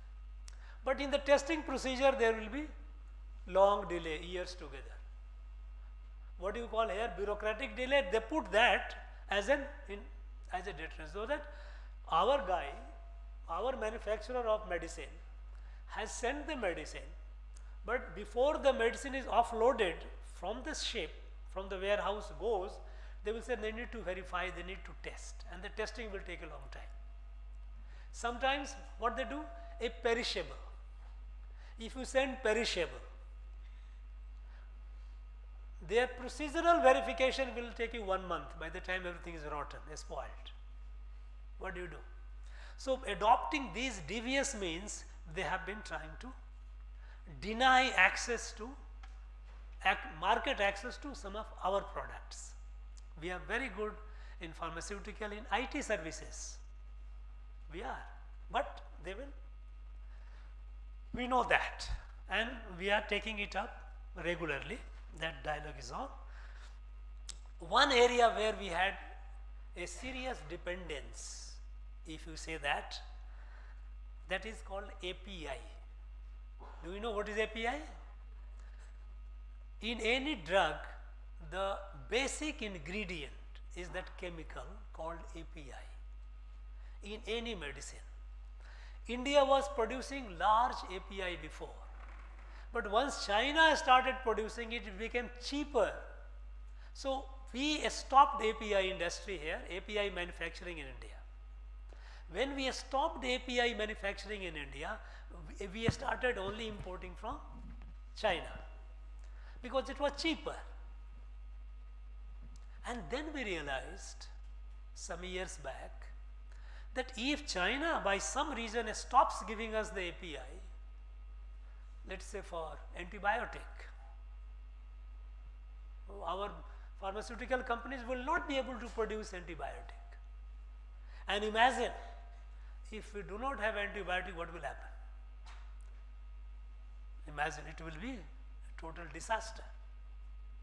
And then, we as a matter of policy, we are now aggressively pushing towards manufacturing of API in India, reducing our dependence on that, China. This is a strategic dependence we had.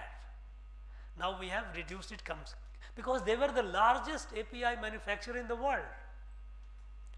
They being the cheap, the whole world has started buying from them only. Larger part of the world, and so did we. So we have now, that was a strategic dependence. Now I said, I gave an example of earth mover. Earth mover is not a strategic dependence. We cannot put it and stop it. No, we will buy from Germany, fine. We will pay the price. But that will be taking us a cost, putting a cost on us. But when medicine, the basic ingredient of medicine, which is API, we don't have, it will cost lives. Millions and millions of people will die. So that a strategic dependence we have reduced, and we are coming out of it. We have started big way, giving push to our people to manufacture API. So we don't have much dependence on China, no. Next. Mr. Deepak.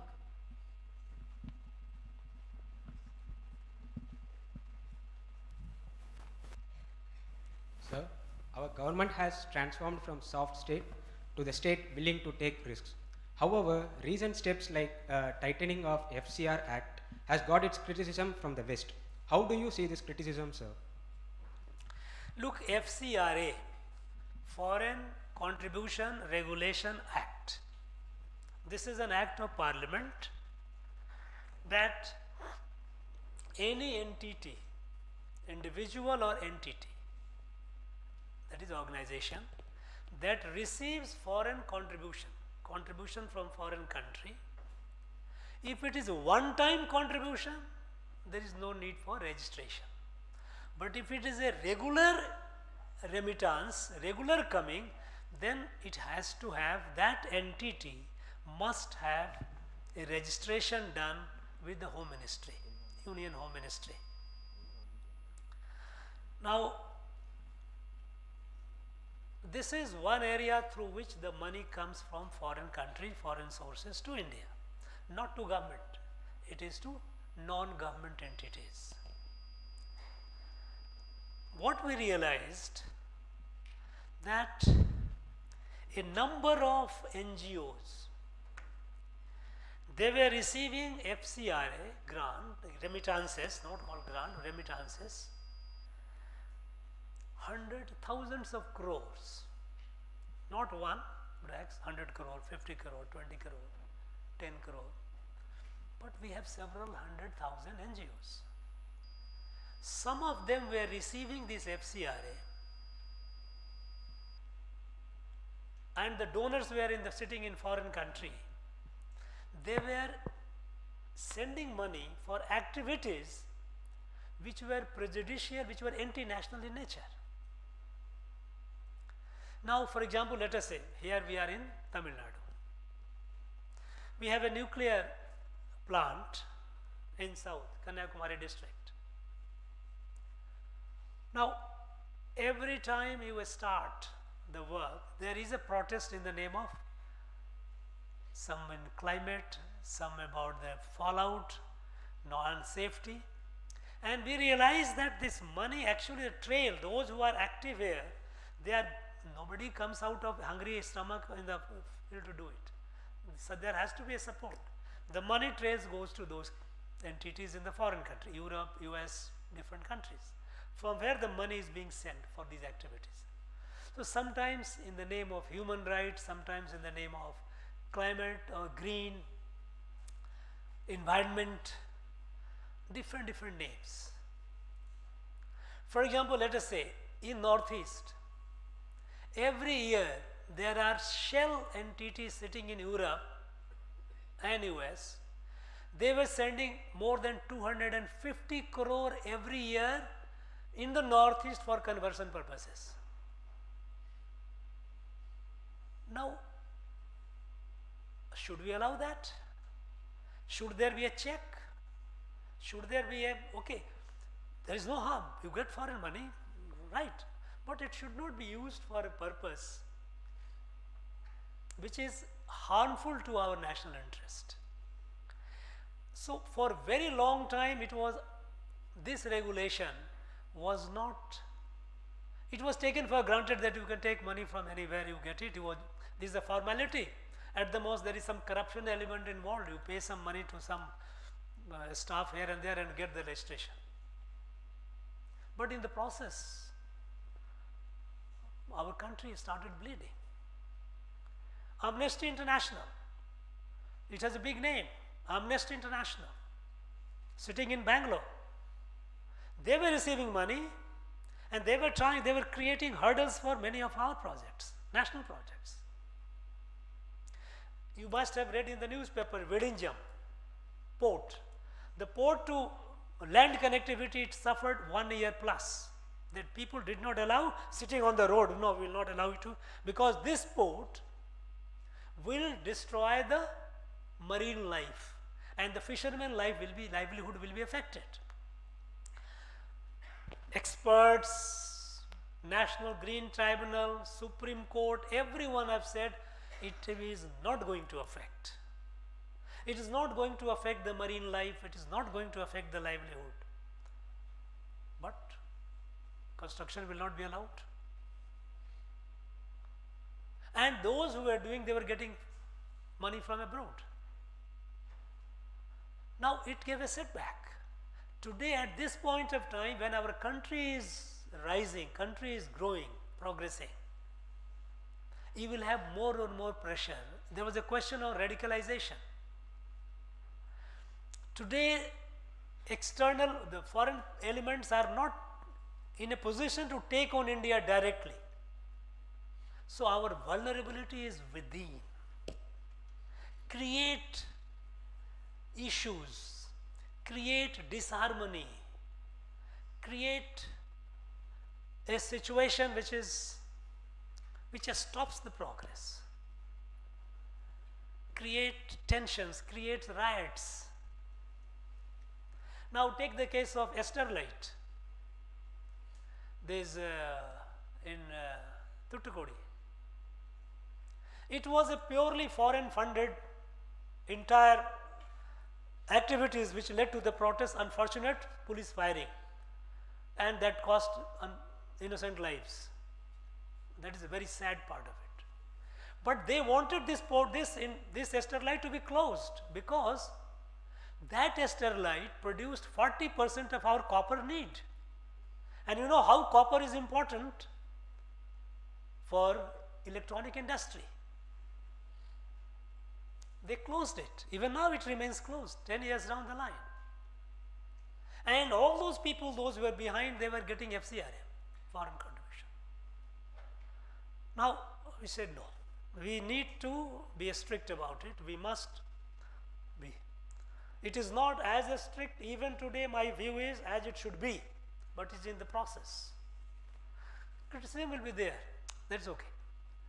People have freedom, constitutional right to protest and say something. That is perfectly all right. Government has to do its job. Government has to ensure that our national interests are protected. And anything that goes against that purposefully is meant to inhibit or retard our growth and create a problem, disharmony. So radicalization, what you see today, which is happening, they are also foreign funded mostly. If you look at the PFI, Popular Front of India, most of the fund it comes from outside. They have created India Fraternity Forum, India Fraternity Front. Very nice, very good name, isn't it? India Fraternity, haha. But this is all a label for getting all the money to create a problem, terrorist activity. All these people from India, whether from Kerala, from Tamil Nadu, Karnataka, they went to ISIS, Islamic State, to Syria, Iraq, Afghanistan. Most of 90% of them were through PFI. And they get money, FCRA comes. No, it is not acceptable. So, criticism will be there. After all, it is a freedom. You can criticize it. Next. Mr. Mano Venkat.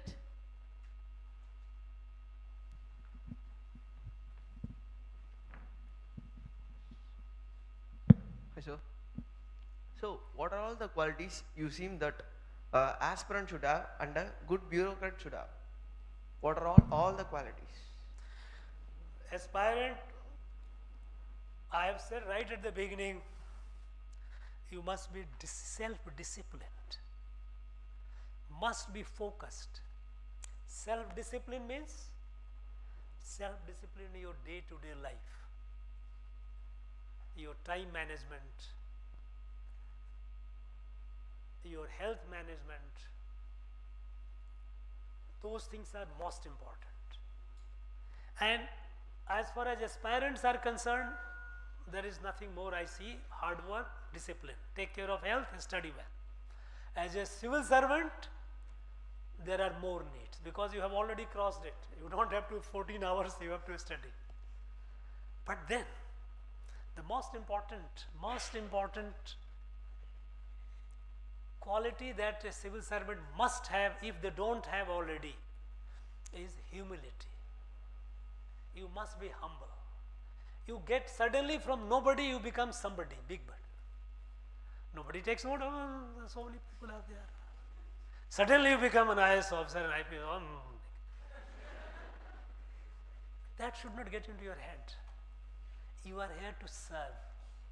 You must be somewhere thankful to all those, because many people, there are, suppose if out of millions, if 1,000 or 800 people are selected, that doesn't mean the rest are all useless. No, they are also brilliant, equally brilliant, maybe more brilliant. But somehow they couldn't make it. Be humble. In the office where you are, the person who gives you water or a clerk who gives you papers, they also graduate or also human being. Maybe some of them or your subordinate also might have written examination, bad luck, couldn't make it. Realize that what you have cracked is your effort, but there were not many, your parents, your friends, circumstances, or maybe some unknown person at some point of time met you and told you something which hit you and you started working.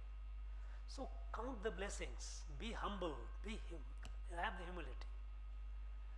A person who comes and offers you a glass of water in your office, be thankful to him. Don't say, okay, I am Sahib. No, that's not. Humility and sense of service. It gives you an opportunity. You look at it as a job. Okay, fine. Or look at it as a rare opportunity to serve. If you look at it as a rare opportunity to serve, then of course it has a different flavor. You enjoy it much more. Humility. Yes. Next. Basava.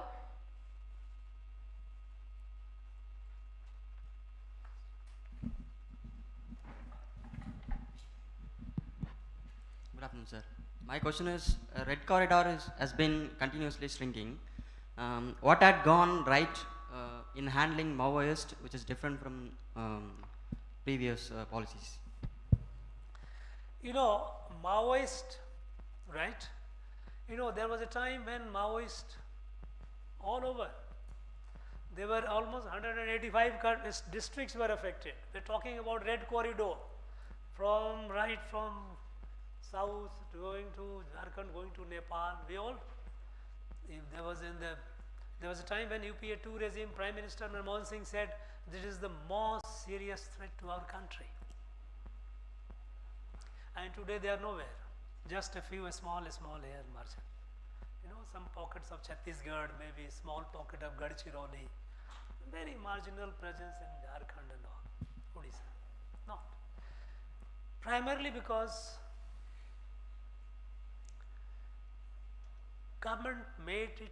this government made it very clear that no, zero tolerance to gun. Earlier we were saying they are our people. After all, they have lost the way. Try to bring them. The point is, when the cell of your body becomes cancerous, you don't say it is a part of my body. It is a part of your body, but it will kill the rest. You need radiotherapy. You need to.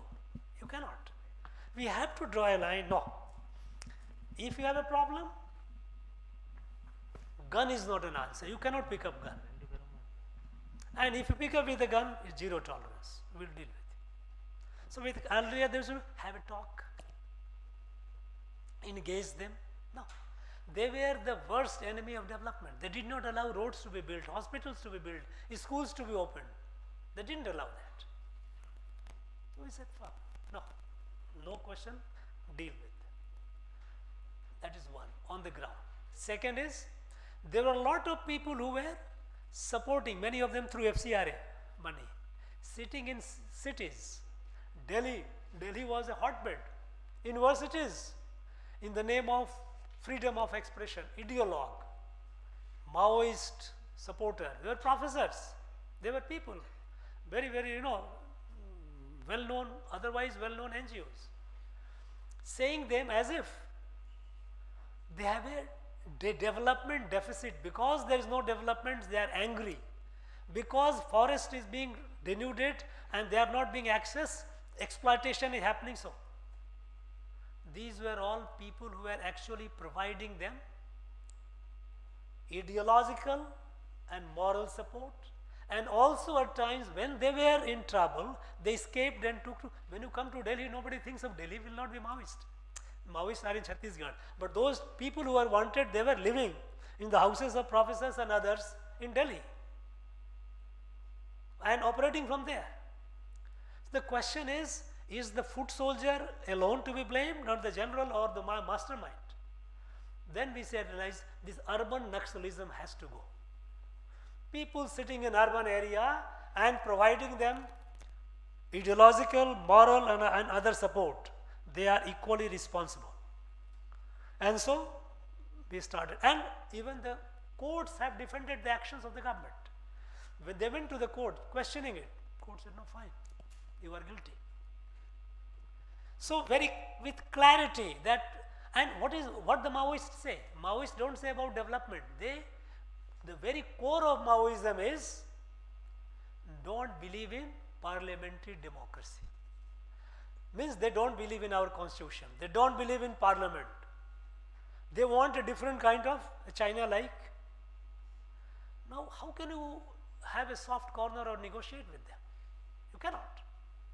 So we must have a clarity in mind how to deal with. We have a clarity. As a result, all these areas we have got roads, we got hospitals, we got schools, development work is going on. And they have just shrunk. A small pocket, and that is a last breath, gasping for breath. They will also go. So the fundamental difference is with a clarity, zero tolerance to gun. They are ideological supporters, and moral other supporters also are part of it. They are equally culpable. They are also responsible. They are being charged and booked. Things are not done. If we have a clarity, no confusion, as I said in foreign policy, we all kept talking about, we were confused, non-aligned, and we had a problem. Any more question? Last question by Ms. Marcia.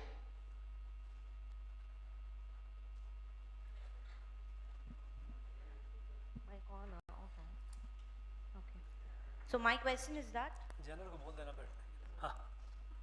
in Northeast India, secessionist tendencies since independence had multiplied to a very great extent that caused breeding to both internal and external security. So what do you think had gone wrong in handling these secession groups? The fundamental thing that went wrong was lack of understanding of the people and the problem.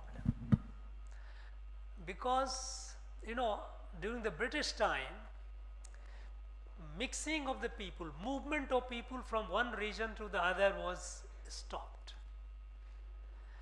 So people became confined. For example, Northeast. In 1765, I mean, in fact, 1760 itself, after the Battle of Palasi, when the British took control of Bengal, Bengal means Bengal is the North Bengal is the gateway to Northeast. They completely disconnected the Northeast after they took over Bengal, because Bengal was also present in Bangladesh. So this whole Bengal was under their control, and the entire Northeast got completely detached. There was no communication. There was no movement of people.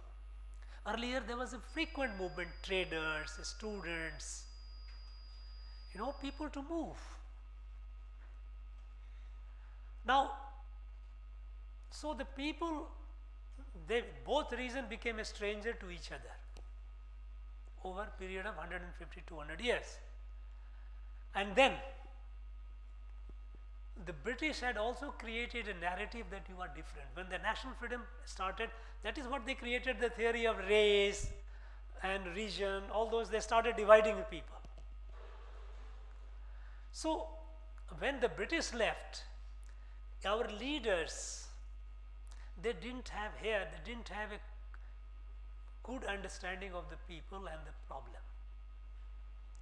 When British left and we started interacting, they said, no, we are not Indians.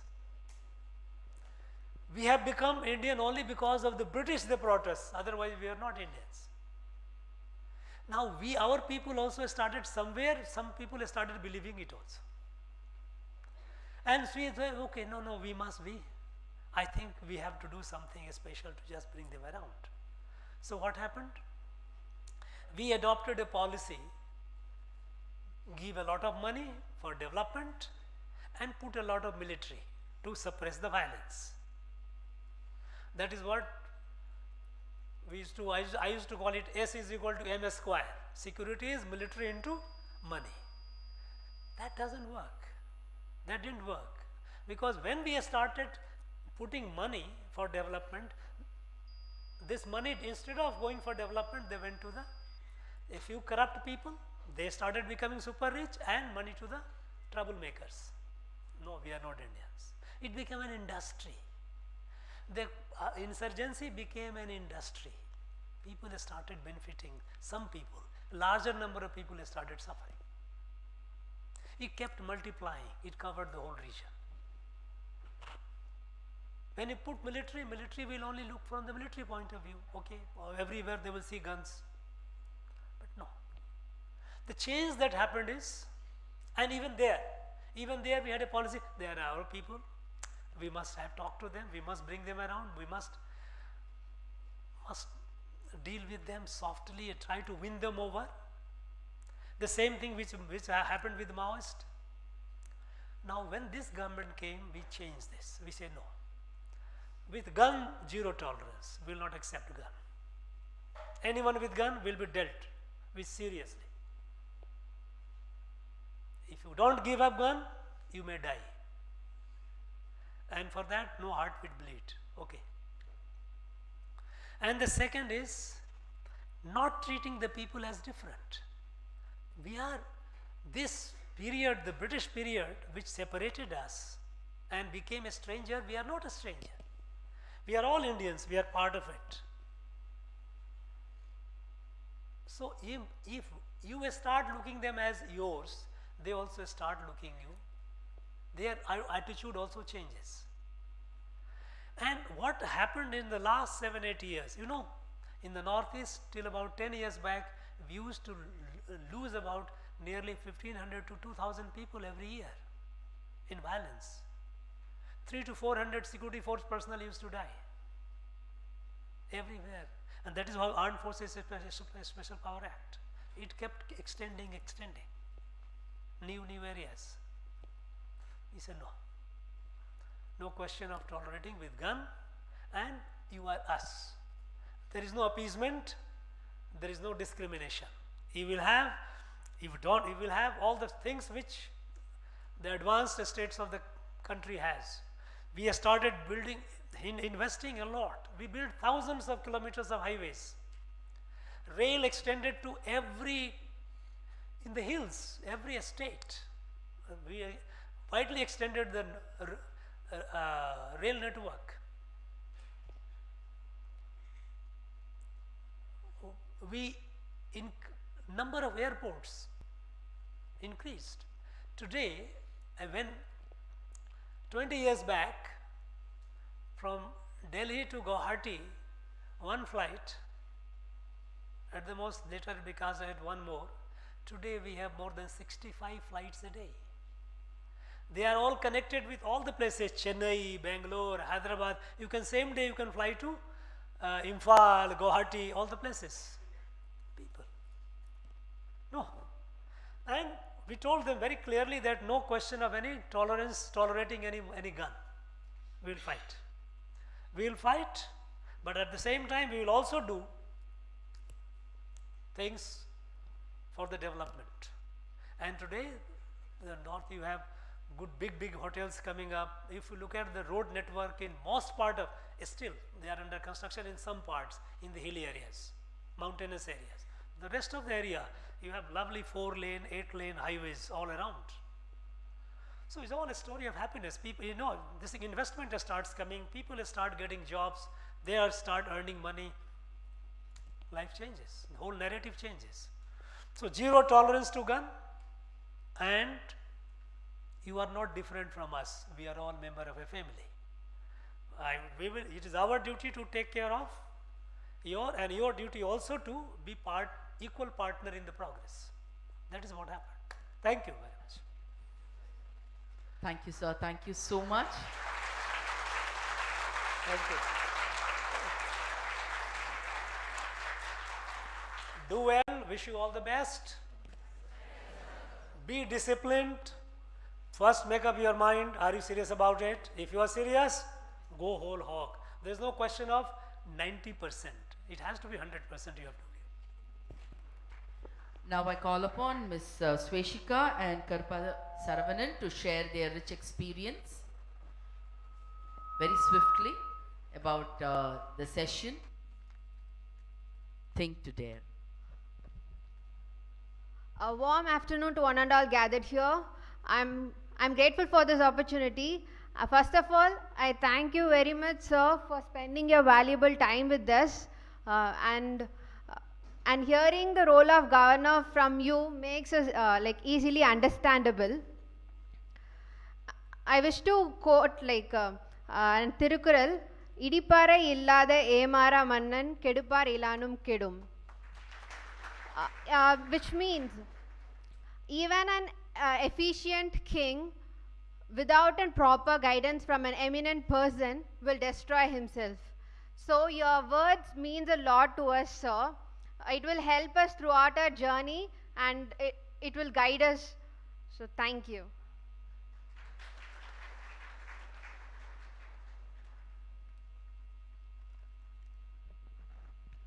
Good afternoon, sir, and good afternoon to everyone who are present over here. First, I would like to thank our Honorable Governor, sir, for providing this wonderful opportunity to us. So, sir, you have always been a source of inspiration and motivation to us, young aspirants like us. You have always taken special time to young aspirants to nurture their minds, to inbuild their qualities and to make them the better bureaucrats of tomorrow. So thank you so much for that.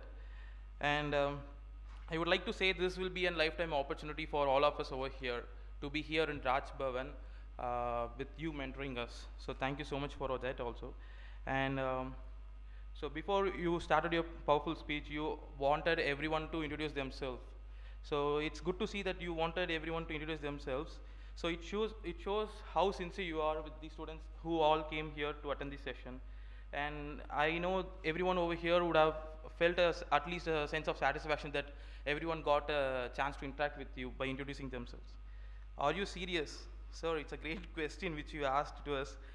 And I think most of us seriously not going to get sleep tonight. So, including me. So you gave the question and we will find the answers, sir. And you also insisted about how discipline and health plays an important role in the preparation stage. And we have seen this syllabus n number of times, the syllabus of this preliminary examination n number of times before. but you gave us an idea to see it in a strategic way. So, so, so hereafter we will also try to see that in a strategic way, because we got this advice from the great strategist himself. And the example which you gave for harder subjects with appetite and eating, it was delicious, seriously. And the idea of using obit section from the newspapers was enlightening. And finally, I can thank you all day for this opportunity. I want to say that we, the youth who all present over here in this hall, and the youth in this great state, we all stand with you, and we ensure and we assure you that we will take your legacy to tomorrow. And thank you so much, sir. Jai Hind. Thank you so much. We now request you all to raise for the national anthem.